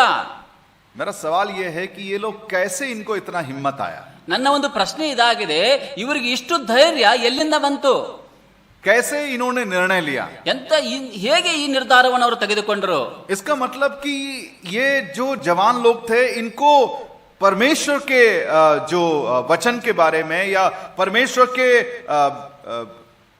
मन की बातों को अच्छी तरह समझने वाले थे. ಈ ರೀತಿಯಾಗಿ ದೇವರ ಮನಸ್ಸಿನಲ್ಲಿ ಏನಿದೆ ಎಂಬುದಾಗಿ ಯೌವನಸ್ಥರಿಗೆ ಬಹಳ ಸ್ಪಷ್ಟವಾಗಿ ಗೊತ್ತಾಗುತ್ತಾ ಇತ್ತು. और मैंने जैसे बताया कि वो तब हो सकता है जब आपका रिश्ता परमेश्वर के साथ ठीक ठाक. ಅದು ಯಾವಾಗ ಸಾಧ್ಯವಾಗಲಿಕ್ಕೆ ಅಂತ ಹೇಳಿದ್ರೆ ಅಂದ್ರೆ ಅದು ಕರ್ತನೊಟ್ಟಿಗೆ ವೈಯಕ್ತಿಕ ಸಂಬಂಧ ಸರಿಯಾಗಿರುವಾಗ ಮಾತ್ರವೇ ಅದು ಅರ್ಥ ಮಾಡಿಕೊಳ್ಳಲಿಕ್ಕೆ ಸಾಧ್ಯ. देखिए, जब इन वचनों को मैंने पढ़ा तो मुझे 3 बातें समझ में आया कि जिसके आधार पर इन्होंने ऐसा निर्णय लिया था. ಈ ರೀತಿಯಾದಂತಹ ವಾಕ್ಯ ಭಾಗವನ್ನು ಓದುವಾಗ ಇದರಲ್ಲಿ 3 ವಿಷಯಗಳ ಮೂಲಕವಾಗಿ ನನಗೆ ಸ್ಪಷ್ಟವಾಗಿ ಗೊತ್ತಾಯಿತು. ಆ 3 ವಿಷಯಗಳ ಆಧಾರದಲ್ಲಿ ಅವರು ದೃಢವಾದ ನಿರ್ಧಾರವನ್ನು ತೆಗೆದುಕೊಂಡರು. मतलब ये जो निर्णय बोला कि हम उस राजा का भोजन को नहीं खाएंगे, क्यों? उसका आंसर है, देयर आर 3 थिंग्स, 3 ऐसी बातें जिसके आधार पर उन्होंने ये निर्णय लिया कि हम नहीं खाएंगे। ರಾಜನ ಭೋಜನ ಪದಾರ್ಥಗಳನ್ನು ನಾವು ತಿನ್ನುವುದಿಲ್ಲ ಎಂಬುದಾಗಿ ದೃಢವಾದಂತಹ ಸ್ಪಷ್ಟವಾದ ನಿರ್ಧಾರವನ್ನು ಅವರು ತೆಗೆದುಕೊಂಡರು. ಹೇಗೆ ತೆಗೆದುಕೊಂಡರು, ಯಾಕೆ ತೆಗೆದುಕೊಂಡರು ಎಂದು ಹೇಳುವಾಗ 3 ಕಾರಣಗಳು ಅಲ್ಲಿವೆ. ಆ 3 ಕಾರಣಗಳ ನಿಮಿತ್ತವಾಗಿ ಅವರು ಆ ದೃಢವಾದಂತಹ ನಿರ್ಧಾರವನ್ನು ತೆಗೆದುಕೊಂಡರು. भाई जरा नेक्स्ट स्लाइड करना दो. ओके, नंबर 1 ಮೊದಲನೇದಾಗಿ पवित्रता. ಪರಿಶುದ್ಧತೆ. मैं पहले बता देता हूं, फिर उसके बाद उसको समझाऊंगा. ಮೊದಲನೇದಾಗಿ ಅದನ್ನು ಹೇಳ್ತೇನೆ, ಆಮೇಲೆ ಅದರ ಬಗ್ಗೆ ವಿವರಣೆ ಕೊಡುತ್ತೇನೆ. पवित्रता, ಪರಿಶುದ್ಧತೆ. दूसरा ಎರಡನೆಯದಾಗಿ सिद्धांत, ಸಿದ್ಧಾಂತಗಳು. और नंबर 3 ಮೂರನೆಯದಾಗಿ प्रैक्टिस, या इसको बोलते हैं उपयोग करना या काम में लाना. ಅದನ್ನ ಮೂರನೆಯದಾಗಿ ಅಳವಡಿಸಿಕೊಳ್ಳುವಿಕೆ ಅಥವಾ ಅದನ್ನ ಕಾರ್ಯರೂಪದಲ್ಲಿ ತರುವಂತದ್ದು. नंबर 1 क्या मैंने बोला? ಮೊದಲನೇದಾಗಿ ನಾ ಏನನ್ನ ಹೇಳಿದೆನೋ? पवित्रता. ಪರಿಶುದ್ಧತೆ. आप इधर आ जाइए, मैं उधर चल जाता हूं.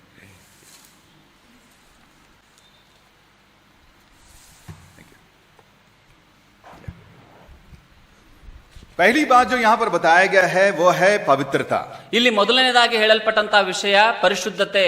एक बात हमेशा याद रखना, प्रभु को जानने के बाद जो सबसे ज्यादा खींचातानी होते रहता है, एक तरफ शैतान, दूसरा तरफ पवित्र आत्मा, वो आपके पवित्रता को शैतान खत्म करना चाहता है और पवित्र आत्मा आपको एक पवित्र जीवन बिताने के लिए हमेशा प्रोत्साहन करता रहता है. ರಕ್ಷಣೆಯನ್ನು ಹೊಂದಿದಂತಹ ಪ್ರತಿಯೊಬ್ಬ ವ್ಯಕ್ತಿಯಲ್ಲಿ ಅಲ್ಲಿ ಬಯಸುವಂತಹ ಪ್ರಯತ್ನ ನೋಡುವಾಗ ಸೈತಾನನು ಅವನನ್ನು ಪರಿಶುದ್ಧತೆಯಿಂದ ದೂರ ಸೆಳೆಯಬೇಕು, ಆ ರೀತಿಯಾಗಿ ಅವನನ್ನು ಕೆಳಗೆ ಹಾಕಬೇಕೆಂಬುದ ಪ್ರಯತ್ನಿಸುವಾಗ ಪರಿಶುದ್ಧಾತ್ಮನು ಅವನನ್ನು ಇನ್ನಷ್ಟು ಪರಿಶುದ್ಧತೆಗೆ ನಡೆಸಬೇಕೆಂಬುದಾಗಿ ಆತನ ಪ್ರಯತ್ನಿಸುತ್ತಾನೆ.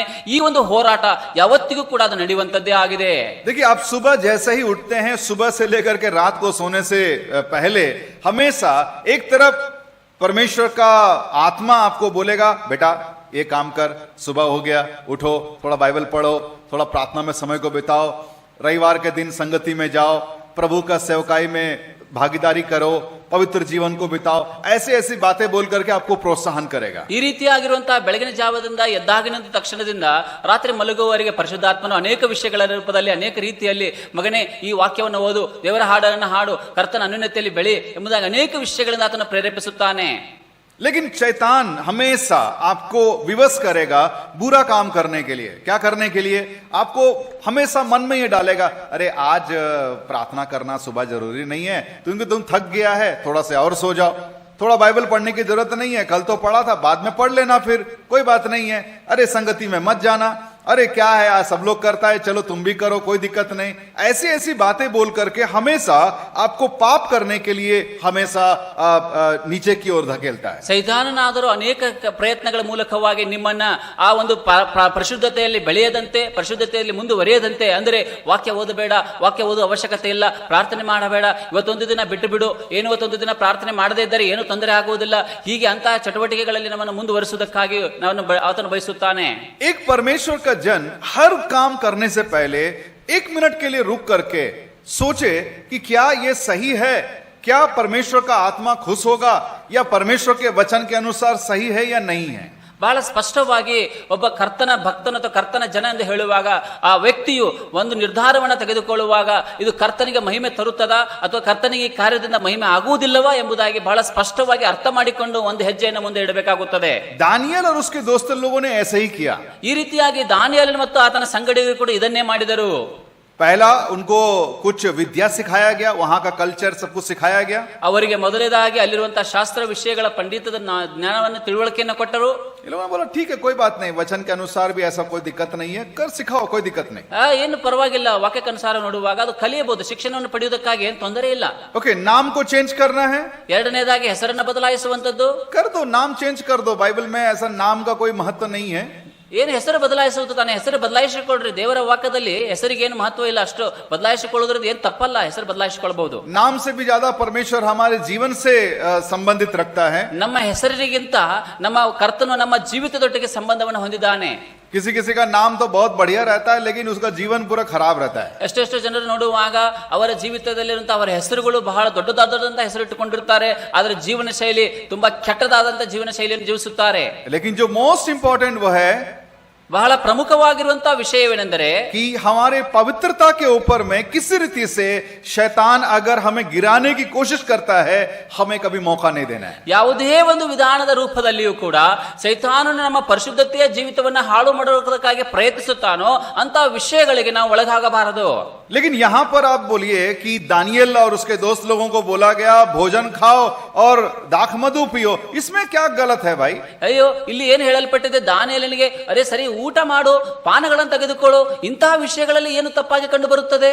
क्या खाना खाने में भी कोई दिक्कत होगा क्या? ಆ ಆಹಾರವನ್ನ ಊಟವನ್ನ ಮಾಡುವುದರಲ್ಲಿ ಏನು ತಪ್ಪಾದಂತ ವಿಷಯವಿದೆಯಾ? इसमें क्या प्रॉब्लम है? ಇದರಲ್ಲಿ ಏನು ಸಮಸ್ಯೆ ಇದೆ? प्रॉब्लम है। ಸಮಸ್ಯೆ ಇದೆ ಪ್ರಿಯರೇ. क्या प्रॉब्लम है? ಏನು ಸಮಸ್ಯೆ ಇದೆ? देखिए उसी 8 पद में उसका क्लू दिया गया है। 8ನೇ ವಚನದಲ್ಲಿ ಅದರ ಒಂದು ವಿಷಯವನ್ನು ವ್ಯಕ್ತಪಡಿಸಿದ್ದಾರೆ. देखिए यहां पर लिखा गया है might not defile himself। 8 पद में लिखा गया है ताकि उससे अपवित्र ना होना पड़े। ತನ್ನನ್ನು ಅಶುದ್ಧ ಮಾಡಿಕೊಳ್ಳಬಾರದು ಎಂಬುದಂತ ವಿಷಯ. अपवित्र ना होना पड़े, ಅಶುದ್ಧ ಮಾಡಿಕೊಳ್ಳಬಾರದು ಎಂಬಂತಹ ನಿರ್ಣಯ. इसका मतलब क्या होता है? ಇದರ ಅರ್ಥವೇನಾಗುತ್ತದೆ? इसका मतलब यह होता है कि उस भोजन को खाने से दानियल और उसके दोस्त लोग अपवित्र हो सकते हैं। ಈ ಭೋಜನ ಪದಾರ್ಥಗಳನ್ನ ಸೇವನೆ ಮಾಡುವುದರ ನಿಮಿತ್ತವಾಗಿ ದಾನಿಯೇಲ ಮತ್ತು ಸಂಗಡಿಗರು ಅಪವಿತ್ರರಾಗುತ್ತಾರೆ, ಪರಿಶುದ್ಧತೆಯನ್ನು ಕಳೆದುಕೊಳ್ಳುತ್ತಾರೆ. दानियल को परमेश्वर का वचन अच्छी तरह से पता था ದಾನಿಯೇಲನಿಗೆ ದೇವರ ವಾಕ್ಯದ ಪರಿಚಯ ಸಂಪೂರ್ಣವಾಗಿತ್ತು. और परमेश्वर के वचन के अनुसार यह जानता था कि भाई तू कुछ भी कर ले, लेकिन जहां तेरे जीवन में दाग लगने वाला है वो काम मत करना। ದಾನಿಯೇಲನಿಗೆ ಬಹಳ ಸ್ಪಷ್ಟವಾಗಿ ದೇವರ ವಾಕ್ಯಕ್ಕೆ ಅನುಸಾರವಾಗಿ ಅರ್ಥವಾಗಿರುವಂತಹ ವಿಷಯ ಏನೆಂದರೆ, ನಿನಗೆ ಮನಸ್ಸಿಗೆ ಏನು ಅನಿಸುತ್ತದೋ ಅದನ್ನೆಲ್ಲವನ್ನು ಮಾಡು, ಆದರೆ ನಿನ್ನ ಜೀವಿತದಲ್ಲಿ ಕಪ್ಪು ಚುಕ್ಕಿಯನ್ನು ಉಂಟು ಮಾಡುವಂತ ಯಾವ ಕಾರ್ಯವನ್ನು ನೀನು ಮಾಡಬೇಡ ಎಂಬುದಾಗಿ. परमेश्वर के उस वचन के आधार पर दानियल वहां पर आकर के रुक गया और बोलता है नहीं नहीं नहीं, हम ये नहीं खा सकते, खाएंगे तो अपवित्र हो जाएंगे। ದೇವರ ಈ ಮಾತಿಗೆ ಅನುಸಾರವಾಗಿ ದಾನಿಯೇಲನು ಈ ನಿರ್ಧಾರವನ್ನು ತೆಗೆದುಕೊಳ್ಳುವಾಗ ಸ್ವಲ್ಪ ತಡ ಮಾಡಿ, ನಿಲ್ಲು, ಈ ಒಂದು ಕಾರ್ಯವನ್ನು ನಾನು ಮಾಡುವುದಿಲ್ಲ, मैं अपवित्र होना नहीं चाहता, ನಾನು ಅಶುದ್ಧನಾಗುವುದಕ್ಕಾಗಿ ಇಷ್ಟಪಡುವುದಿಲ್ಲ. वहीं पर आकर के ब्रेक मार करके रुक गया। ಅಲ್ಲಿಯೇ ಬಂದು ಬಿಟ್ಟು ಬ್ರೇಕ್ ಅನ್ನು ಹಾಕಿ ಸ್ಥಿರವಾಗಿ ನಿಂತುಕೊಳ್ಳುತ್ತಾನೆ. मैं आपको छोटा सा उदाहरण बताना चाहता हूं। ಒಂದು ಚಿಕ್ಕವಾದಂತ ಉದಾಹರಣೆ ನಾನು ಕೊಡ್ಲಿಕ್ಕೆ ಬಯಸುತ್ತೇನೆ. एरीमैन के बारे में सुना है? एरीमैन ಎರಿಮೆನ್ ಎಂಬ ವ್ಯಕ್ತಿಯ ಕುರಿತಾಗಿ ಗೊತ್ತಿದೆಯಾ? ನಿಮಗೆ ತಿಳುವಳಿಕೆ ಇದೆಯಾ? एरीमैन बोलने से एक छोटा सा जीव है, ಇದೊಂದು ಎರಿಮೆನ್ ಎನ್ನುವಂಥದ್ದು ಒಂದು ಜೀವಿಯ ಹೆಸರು. वो गिलहरी प्रजाति का होता है। ಅದೊಂದು ಬೆಟ್ಟ ಗುಡ್ಡಗಾಡು ಪ್ರದೇಶಗಳಲ್ಲಿ ವಾಸಿಸುವಂತ ಒಂದು ಪ್ರಭೇದವಾಗಿದೆ. ये प्रजाति का जो गिलहरी होता है, एरीमैन जिसका नाम है, उसका जो फर या उसका जो बाल होता है वो बहुत ही सॉफ्ट होता है। बोलते हैं कि दुनिया का सबसे सॉफ्ट बाल उसी का होता है। ಬೆಟ್ಟ ಗುಡ್ಡಗಳಲ್ಲಿ ವಾಸಿಸುವಂತ ಎರಿಮೆನ್ ಅನ್ನುವಂತ ಪ್ರಭೇದದ ಒಂದು ಪಕ್ಷಿ, ಅದರ ಒಂದು ರೆಕ್ಕೆಗಳು ತುಂಬಾ ಸಾಫ್ಟ್ ಆಗಿರ್ತದೆ, ಮೃದುವಾಗಿರುತ್ತದೆ. नहीं, पक्षी नहीं है, गिलहरी है। गिलहरी क्या बोलते हैं? स्क्वेरल। ಒಂದು ಅಳಿಲಾಗಿದೆ. या उसी प्रजाति का है। ಅಂತಹ ಒಂದು ಅಳಿಲಿನ ಒಂದು ಪ್ರಭೇದಕ್ಕೆ ಅದು ಹೊಂದಿದೆ.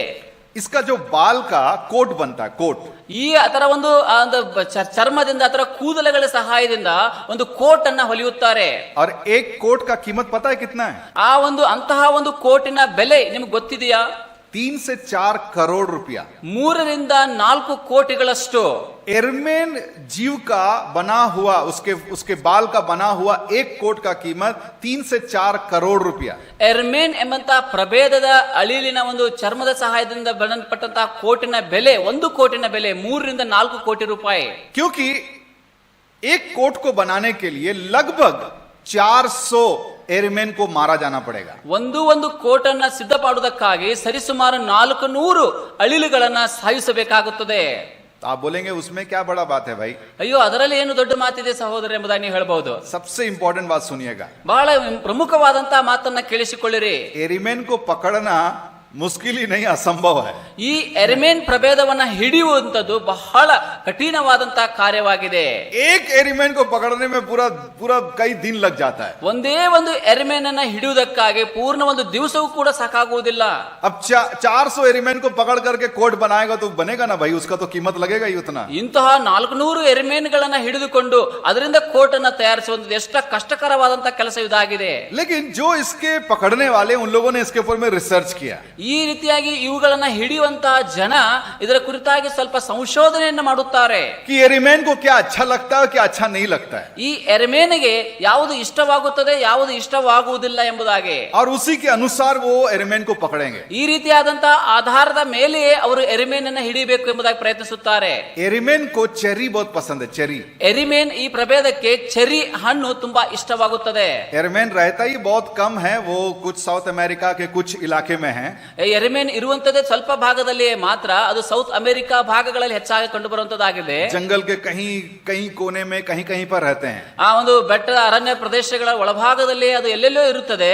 तो ये क्या करते हैं, उसको पकड़ने वाले शिकारी चेरीज को लेकर के आते हैं, और जहां एरीमेन रहता है वो जमीन को गड्ढा खोद करके निकल जाता है, उसके चारों तरफ ಚೆರೀಸ್ को छीड़ देते हैं. ಈ ರೀತಿಯಾಗಿ ಎರಿಮೇನ್ಗಳನ್ನ ಬೇಟೆಯಾಡುವಂತಹ ಬೇಟೆಗಾರರು ಆ ಎರಿಮೇನಿಗೋಸ್ಕರವಾಗಿ ಅದು ತಿನ್ನುವಂತಹ ಚೆರಿ ಹಣ್ಣುಗಳನ್ನ ಅದು ಎಲ್ಲಿ ಗುದ್ದುಗಳನ್ನ ಮಾಡುತ್ತದೋ ಆ ಗುದ್ದುಗಳು ಸ್ಥಳಗಳಲ್ಲಿ ಆ ಕಡೆ ಈ ಕಡೆ ಅದನ್ನ ಹಾಕುತ್ತಾರೆ. चेरीमैन या तो जमीन के नीचे रहता है या तो पेड़ों के ऊपर में रहता है, जल्दी किसी के हाथ में नहीं आता है. ಸಾಮಾನ್ಯವಾಗಿ ಎರಿಮೇನ್ ಅನ್ನುವಂಥದ್ದು ಅದು ನೆಲದ ಒಳಗೆ ಗುದ್ದಿನ ಒಳಗೆ ಇರಬಹುದು ಅಥವಾ ಗಿಡದ ಮೇಲೆಯೂ ಕೂಡ ಅದು ಇರಬಹುದು, ಸಾಮಾನ್ಯವಾಗಿ ಸಿಗುವುದಿಲ್ಲ. चेरी को डाल देने के बाद शिकारी लोग छुप करके देखते रहते हैं. ಈ ಒಂದು ಚೆರ್ರಿ ಹಣ್ಣುಗಳನ್ನು ಎಸೆದ ಮೇಲೆ ಬೇಟೆಗಾರನು ಗುಪ್ತವಾಗಿ ಒಂದು ಕಡೆ ನಿಂತುಕೊಂಡು ನೋಡುತ್ತಾ ಇರುತ್ತಾನೆ. एरीमेन वहां से निकलता है बाहर, ಅಲ್ಲಿಂದ ಎರಿಮೇನ್ ಒಂದು ನಿಧಾನವಾಗಿ ಹೊರಗೆ ಬರುತ್ತದೆ. और उस चेरी के सुगंध को सूंघ सूंघ करके जाता है देखने के लिए कहाँ है. ಈ ಚೆರ್ರಿ ಹಣ್ಣಿನ ಒಂದು ಸುವಾಸನೆಯನ್ನ ಸ್ಮೆಲ್ ತೆಗೆದುಕೊಂಡು ನಿಧಾನವಾಗಿ ಅವುಗಳನ್ನು ಹುಡುಕಿಕೊಂಡು ಹೋಗುತ್ತದೆ. जैसे ही वो कहीं चेरी को देखता है तो उसको खाने की कोशिश करता है. ಎಲ್ಲಿಯೇ ಆದರೂ ಅದಕ್ಕೆ ಒಂದು ವೇಳೆ ಚೆರ್ರಿ ಹಣ್ಣು ಕಂಡು ಬಂದಿದ್ದೆ ಆದರೆ ಅದನ್ನು ಹಿಡಿದು ತಿನ್ನಬೇಕೆಂಬುದಾಗಿ ಅದಕ್ಕೆ ಮನಸ್ಸು ಆಗುತ್ತದೆ. तो क्या उसको पकड़ लेते हैं? ಅದನ್ನ ಆ ಸಂದರ್ಭದಲ್ಲಿ ಅವರನ್ನು ಹಿಡಿಯುತ್ತಾರೆ. उसमें पकड़ना भी मुश्किल है, ಆ ಹಿಡಿಯುವಂತ ಸಂದರ್ಭದಲ್ಲಿಯೂ ಕೂಡ ತುಂಬಾ ಕಠಿಣವಾದಂತಹದ್ದಾಗಿದೆ. क्योंकि फट से जंप मार करके निकल जाएगा. ಯಾಕಂದ್ರೆ ಬೇಗನೆ ರಭಸವಾಗಿ ಅದನ್ನು ತಪ್ಪಿಸಿಕೊಂಡು ಓಡಿ ಹೋಗುತ್ತದೆ. तो ये शिकारी करते क्या है? ಹಾಗಾದ್ರೆ ಈ ಬೇಟೆಗಾರರು ಮತ್ತೆ ಏನು ಮಾಡುತ್ತಾರೆ? जैसे ही एरीमेन अपना बिल से निकल करके चेरी खाने के लिए जाता है, ಯಾವ ರೀತಿಯಾಗಿ ಎರೆಮೇನು ತನ್ನ ಗುಹೆಯಿಂದ ಗುದ್ದುಗಳಿಂದ ಹೊರಗೆ ಬಂದು ಅದು ತಿನ್ನುವುದಕ್ಕಾಗಿ ಪ್ರಯತ್ನ ಮಾಡೋದಕ್ಕೆ ಮುಂದೆ ಬರುತ್ತದೋ, एरीमेन के बिल के पास में वो लोग गोबर डाल देते, गोबर. ಎರೆಮೇನಿನ ಒಂದು ಆ ಗುದ್ದು ಅಥವಾ ಹೋಲುಗಳ ಸುತ್ತಲೂ ಗೋಬರ್ ಅಥವಾ ಗೊಬ್ಬರವನ್ನು ಹಾಕುತ್ತಾರೆ. एरीमेन को गोबर पसंद नहीं है. ಎರಿಮೇನ್ ಇದಕ್ಕೆ ಗೊಬ್ಬರ ಇಷ್ಟವಿಲ್ಲ. थोड़ा सा भी उसका शरीर में नहीं लगना है गोबर. ಈ ಒಂದು ಗೊಬ್ಬರ ಅದು ಸ್ವಲ್ಪವೂ ಕೂಡ ಅದರ ಮೈಗೆ ಅಂಟಬಾರದು ಎಂಬುದಾಗಿ ಅದು ಬಯಸುತ್ತದೆ. एरीमेन कभी बर्दाश्त नहीं करेगा कि उसका शरीर में थोड़ा सा भी गोबर का अंश लग जाए. ಎಂದಿಗೂ ಕೂಡ ಎರಿಮೇನ್ ತನ್ನ ಶರೀರಕ್ಕೆ ಸ್ವಲ್ಪ ಗಲೀಜು ಅಥವಾ ಗೊಬ್ಬರ ಹತ್ತಿಕೊಳ್ಳಬಾರದು ಎಂಬುದಾಗಿ ಅದು ಯಾವತ್ತಿಗೂ ಪ್ರಯತ್ನಿಸುತ್ತಾ ಇರುತ್ತದೆ. तो एरीमेन चेरी खाने लगता है. ಎರಿಮೇನು ಒಂದು ಚೆರಿ ಹಣ್ಣನ್ನು ತಿನ್ನುತ್ತಾ ಹೋಗುತ್ತದೆ.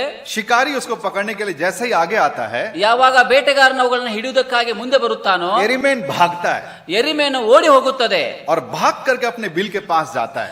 ಓಡಿ ಆ ತನ್ನ ಗುದ್ದು ಅಥವಾ ತನ್ನ ಹೋಲು ಇರುವಂತಹ ಸ್ಥಳಕ್ಕೆ ಹೋಗುತ್ತದೆ. जैसे बिल के पास पहुंचता है, ಯಾವಾಗ ಅದು ತನ್ನ ರಂಧ್ರಗಳ ಹೋಲುಗಳ ಹತ್ರ ಹೋಗುತ್ತದೋ बिल में घुसने के रास्ते में गोबर को देखता है. ಆ ಹೋಗುವಂತ ಸಂದರ್ಭದಲ್ಲಿ ರಸ್ತೆಯ ಮಧ್ಯದಲ್ಲಿ ಗೊಬ್ಬರ ನೋಡುತ್ತದೆ. जैसे गोबर को देखता है, ಎಷ್ಟು ಬೇಗನೆ ಅದು ಗೊಬ್ಬರವನ್ನು ಗುರುತಿಸುತ್ತದೋ पता नहीं उसका शरीर क्या होता है, ಆ ತಕ್ಷಣವೇ ಅದರ ಮನಸ್ಸಿನಲ್ಲಿ ಏನಾಗ್ತದೆ ಎಂಬುದು ಗೊತ್ತಿಲ್ಲ. वो ऐसे रुक जाता है. ಆ ತಕ್ಷಣವೇ ಅದು ಕೈಗಳನ್ನ ಮೇಲಕ್ಕೆತ್ತಿ ನಿಂತ್ಕೊಂಡು ಬಿಡುತ್ತದೆ.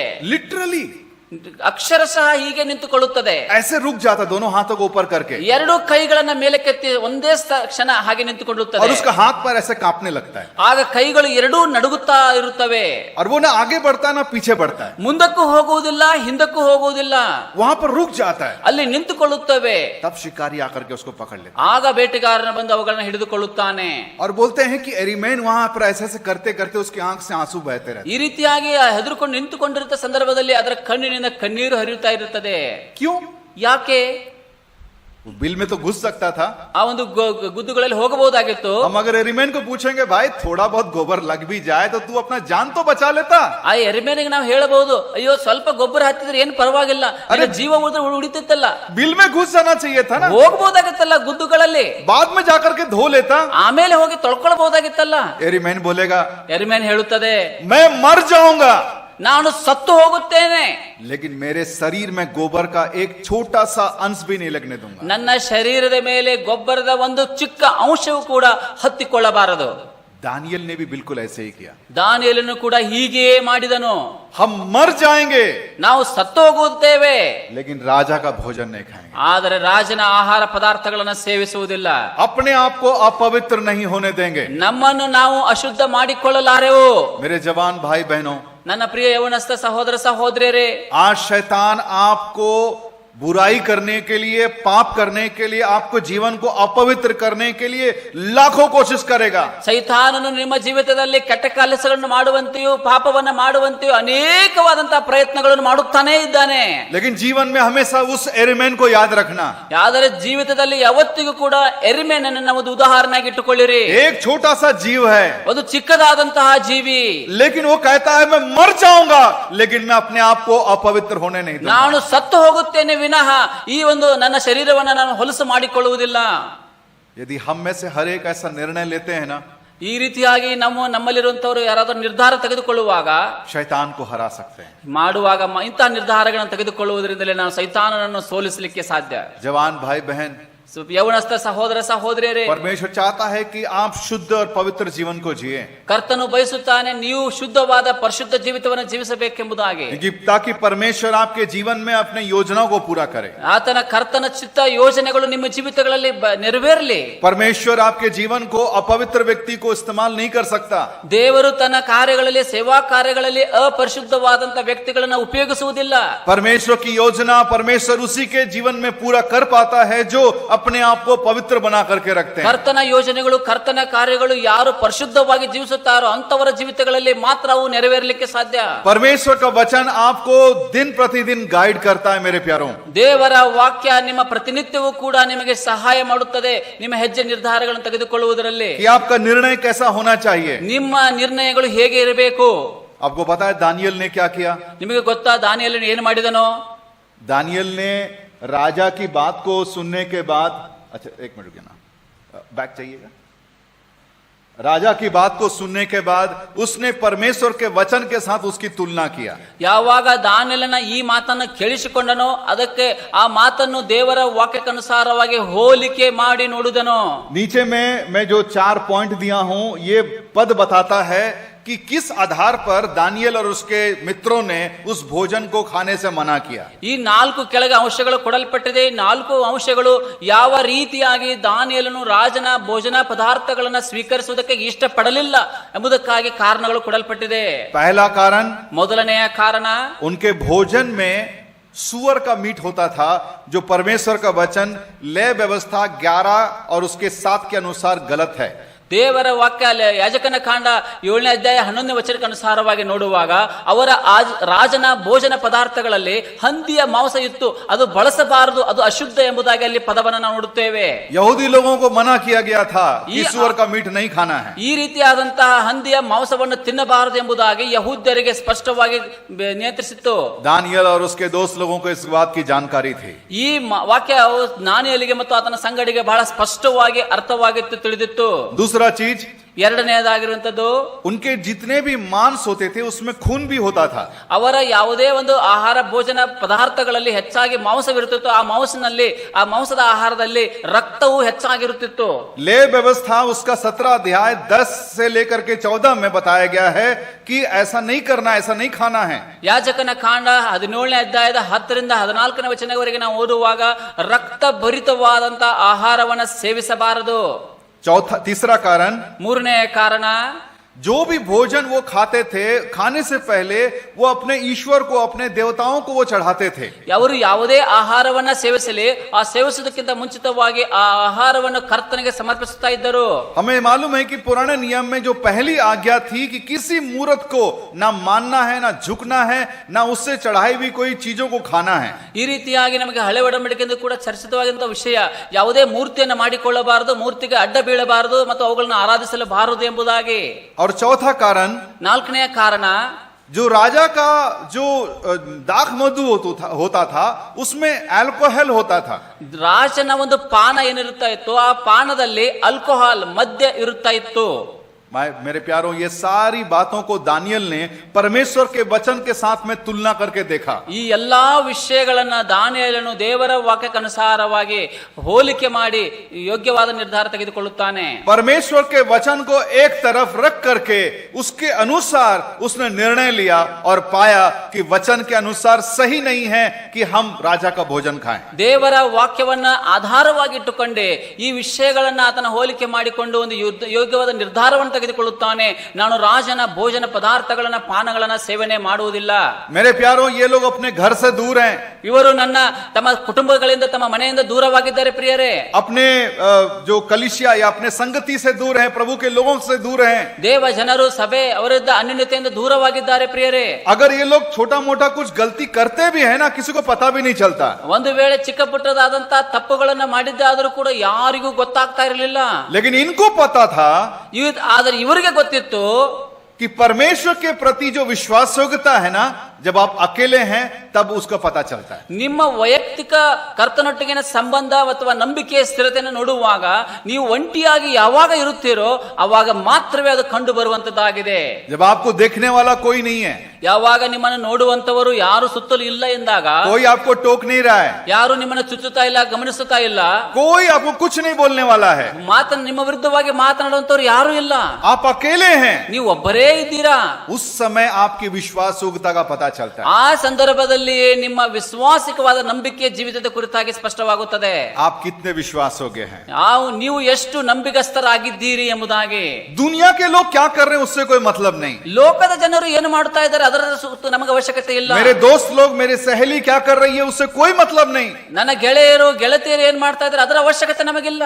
उनके सारी चीजों को भी किनारे करके यदि आप प्रभु के लिए खड़े रहते हैं ना, वही है विश्वास योग्यता। ಅವರ ಎಲ್ಲಾ ವಿಷಯಗಳನ್ನು ನೀವು ಒಂದು ದಂಡಿಗೆ ಒಂದು ಬದಿಗೆ ಸರಿಸಿ ನೀವು ಕರ್ತನಿಗಾಗಿ ಸ್ಥಿರವಾಗಿ ನಿಲ್ಲುವಾಗ ಮಾತ್ರವೇ ನೀವು ಕರ್ತನ ಕಾರ್ಯಗಳನ್ನು ಮಾಡಲಿಕ್ಕೆ ಸಾಧ್ಯ.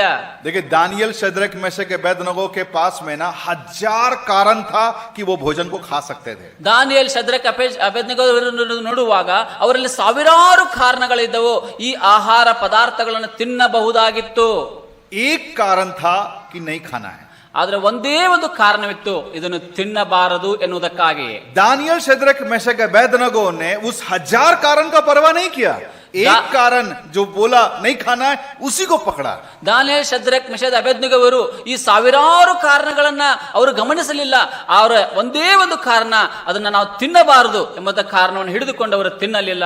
मेरे प्यारो, आज इस सुबह के समय में ಪ್ರಿಯರೇ, ಈ ಬೆಳಗಿನ ಸಮಯದಲ್ಲಿ जब आप परमेश्वर के वचनों को सुन रहे हैं, ದೇವರ ವಾಕ್ಯವನ್ನು ನೀವು ಕೇಳಿಸಿಕೊಳ್ಳುವಾಗ अपने जिंदगी को एक बार जरा सोच करके देखिए, ನಿಮ್ಮ ಜೀವಿತಗಳನ್ನ ಸ್ವಲ್ಪ ಅಂತರಾವಲೋಕನ ಮಾಡಿಕೊಂಡು ನೋಡಿಕೊಳ್ಳಿರಿ. पवित्रता के विषय में सोचें, ಪರಿಶುದ್ಧತೆ ಕುರಿತಾಗಿ ಸ್ವಲ್ಪ ಆಲೋಚಿಸಿರಿ. कि आपका जीवन पवित्रता से आप बिता पा रहे हैं, ನೀವು ನಿಮ್ಮ ಜೀವಿತವನ್ನ ಪರಿಶುದ್ಧತೆಯಿಂದ ಜೀವಿಸುತ್ತಾ ಇದ್ದೀರಾ, कि अपने जीवन को पाप में ही चला रहे हैं, ಆದರೆ ನಿಮ್ಮ ಜೀವಿತವನ್ನು ನೀವು ಪಾಪದಲ್ಲೇ ಮುಂದುವರಿಸಿಕೊಂಡು ಹೋಗುತ್ತಿದ್ದೀರೋ, आप कभी कोशिश भी नहीं कर रहे हैं कि उस पाप से आप बाहर निकले। ಈ ಒಂದು ಪಾಪದ ಬಂಧನದಿಂದ ಹೊರಗೆ ಬರುವುದಕ್ಕಾಗಿ ಪ್ರಯತ್ನವಾದರೂ ಮಾಡುತ್ತಾ ಇದ್ದೀರಾ ಇಲ್ಲವಾ ಎಂಬುದಾಗಿ. हो सकता है कि शैतान ने आपको गिरा दिया किसी क्षेत्र में, ಯಾವುದೇ ಒಂದು ಕ್ಷೇತ್ರದಲ್ಲಿ ಸೈತಾನು ನಿಮಗೆ ಕೆಳಗೆ ಬೀಳಿಸಿರಬಹುದು, और आप उस पाप में पूरी तरह से अभी मजा ले रहे हैं, ಆದರೆ ಈಗ ನೀವು ಆ ಪಾಪದ ಆನಂದವನ್ನ ಪಡೆಯುತ್ತಾ ಅದರಲ್ಲೇ ಇದ್ದೀರಿ. लेकिन आज परमेश्वर का वचन आपके सामने में बोल रहा है, ಆದ್ರೆ ಈಗ ದೇವರ ವಾಕ್ಯ ಸ್ಪಷ್ಟವಾಗಿ ನಿಮ್ಮ ಮುಂದೆ ಹೇಳಲ್ಪಡ್ತಾ ಇದೆ. परमेश्वर कहता है तू मत झुकना बेटा, ನೀನು ತಗ್ಗಿಸಲ್ಪಡಬೇಡ ಅಥವಾ ಬಿದ್ದು ಹೋಗಬೇಡ ಮಗನೇ. तू शैतान के पास मत झुकना बेटा, ಸೈತಾನನ ಮುಂದೆ ನೀನು ಬಿದ್ದು ಹೋಗಬೇಡ, ತಗ್ಗಿಸಲ್ಪಡಬೇಡ ನನ್ನ ಮಗನೇ. बेटी तू शैतान की बात को मत सुनना, ಸಹೋದರನ ಮಗಳೇ, ನನ್ನ ಸೈತಾನನ ಮಾತನ್ನ ಕೇಳಬೇಡ. तू मर भी जाना लेकिन तू प्रभु के लिए खड़ा रहे, ಸತ್ತು ಹೋದರೂ ಕೂಡ ಪರವಾಗಿಲ್ಲ, ಕರ್ತನಿಗಾಗಿ ನಿಂತುಕೋ ಪ್ರಿಯನೇ. तेरा जीवन पवित्रता से बिताना। ನಿನ್ನ ಜೀವಿತವನ್ನ ಪರಿಶುದ್ಧತೆಯಿಂದ ಜೀವಿಸು. मैं मेरे प्यारों यहीं से मैं समाप्त करना चाहता हूँ। ಈ ಮಾತುಗಳೊಂದಿಗೆ ನಾನು ಮುಕ್ತಾಯ ಮಾಡ್ಲಿಕ್ಕೆ ಬಯಸುತ್ತೇನೆ ಪ್ರಿಯರೇ. अपने जीवन को जरा परख करके देखें, ನಿಮ್ಮ ಜೀವಿತಗಳನ್ನು ಸ್ವಲ್ಪ ಅವಲೋಕನ ಮಾಡಿಕೊಂಡು ನೋಡಿರಿ. क्या आप पाप में यूं कंटिन्यू करना चाहते हैं, ಈ ಒಂದು ಪಾಪದ ಜೀವಿತದಲ್ಲಿ ಹಾಗೆ ಮುಂದುವರಿಲಿಕ್ಕಾಗಿ ಪ್ರಯತ್ನಿಸುತ್ತೀರೋ, या आज जब प्रभु आपसे बातें कर रहा है, ಈಗ ದೇವರು ನಿಮ್ಮ ಕೂಡ ಈ ಸಮಯದಲ್ಲಿ ಮಾತನಾಡುತ್ತಾ ಇರುವಾಗ अपने अपने जीवन को टटोल करके ನಿಮ್ಮ ಜೀವಿತಗಳನ್ನು ನೀವು ನೀವು ಸ್ಥಿರಪಡಿಸಿಕೊಳ್ಳಿರಿ. प्रभु से माफी मांग करके, ಕರ್ತನಲ್ಲಿ ಕ್ಷಮಾಪಣೆ ಕೇಳಿಕೊಂಡವರಾಗಿ. हाँ प्रभु जी मेरे जीवन में गलती हुई है, ಹೌದು ಕರ್ತನೆ, ನನ್ನ ಜೀವಿತಗಳಲ್ಲಿ ತಪ್ಪಾಗಿದೆ, ಪಾಪಗಳಾಗಿದೆ. मैं जानता हूँ ये अब मैं पाप कर रहा हूँ, ನನಗೂ ಸ್ಪಷ್ಟವಾಗಿ ಗೊತ್ತು ನಾನು ಪಾಪವನ್ನು ಮಾಡುತ್ತಾ ಇದ್ದೇನೆ. मुझे माफ कर प्रभु जी, ಕರ್ತನೆ ನನ್ನನ್ನು ಕ್ಷಮಿಸು. मैं नहीं करूंगा ये काम, ಇನ್ನು ಮೇಲೆ ಇಂತಹ ಕಾರ್ಯಗಳನ್ನು ನಾನು ಮಾಡುವುದಿಲ್ಲ, मैं और नहीं करूंगी. ಇನ್ನು ಮುಂದೆ ಹಾಗೆ ಮಾಡುವುದಿಲ್ಲ ಕರ್ತನೆ. मैं दोस्त लोगों के बहकावे में आ गया था, ನನ್ನ ಜೊತೆ ಗೆಳೆಯರ ನಿಮಿತ್ತವಾಗಿ ನಾನು ಮೋಸ ಹೋಗಿದ್ದೇನೆ. लेकिन प्रभु मैं आपकी ओर चलना चाहता हूँ. ಆದ್ರೆ ಇನ್ನು ಮೇಲೆ ಕರ್ತನೆ ನಿನ್ನೊಟ್ಟಿಗೆ ನಿನ್ನ ಕಡೆಗೆ ನಾನು ಹೋಗಲಿಕ್ಕೆ ಬಯಸುತ್ತೇನೆ. हम इस स्टडीज को कंटिन्यू करेंगे ಈ ಅಭ್ಯಾಸವನ್ನು ನಾವು ಇನ್ನೂ ಮುಂದಿನ ಸೆಷನ್ಗಳಲ್ಲಿ ಮುಂದುವರಿಸಿಕೊಂಡು ಹೋಗೋಣ. और बाकी कारणों को भी देखेंगे कि किस वजह से दानियल और उसके दोस्त लोगों ने प्रभु के लिए स्थिरता से खड़ा रहा. ಇನ್ನು ಉಳಿದಂತ ಅನೇಕ ಕಾರಣಗಳಿವೆ. ಯಾವ ಕಾರಣದ ನಿಮಿತ್ತವಾಗಿ ಅವನು ದಾನಿಯೇಲ್ ಮತ್ತು ಅದರ ಸಂಗಡಿಗರು ಕರ್ತನ ವಾಕ್ಯಕ್ಕನುಸಾರವಾಗಿ ಸ್ಥಿರವಾಗಿ ನಿಂತುಕೊಂಡರು ಆ ವಿಷಯದಲ್ಲಿ ಎಂಬುದನ್ನು ನೋಡೋಣ. परमेश्वर के नाम की महिमा. ಕರ್ತನ ನಾಮಕ್ಕೆ ಮಹಿಮೆ ಆಗಲಿ.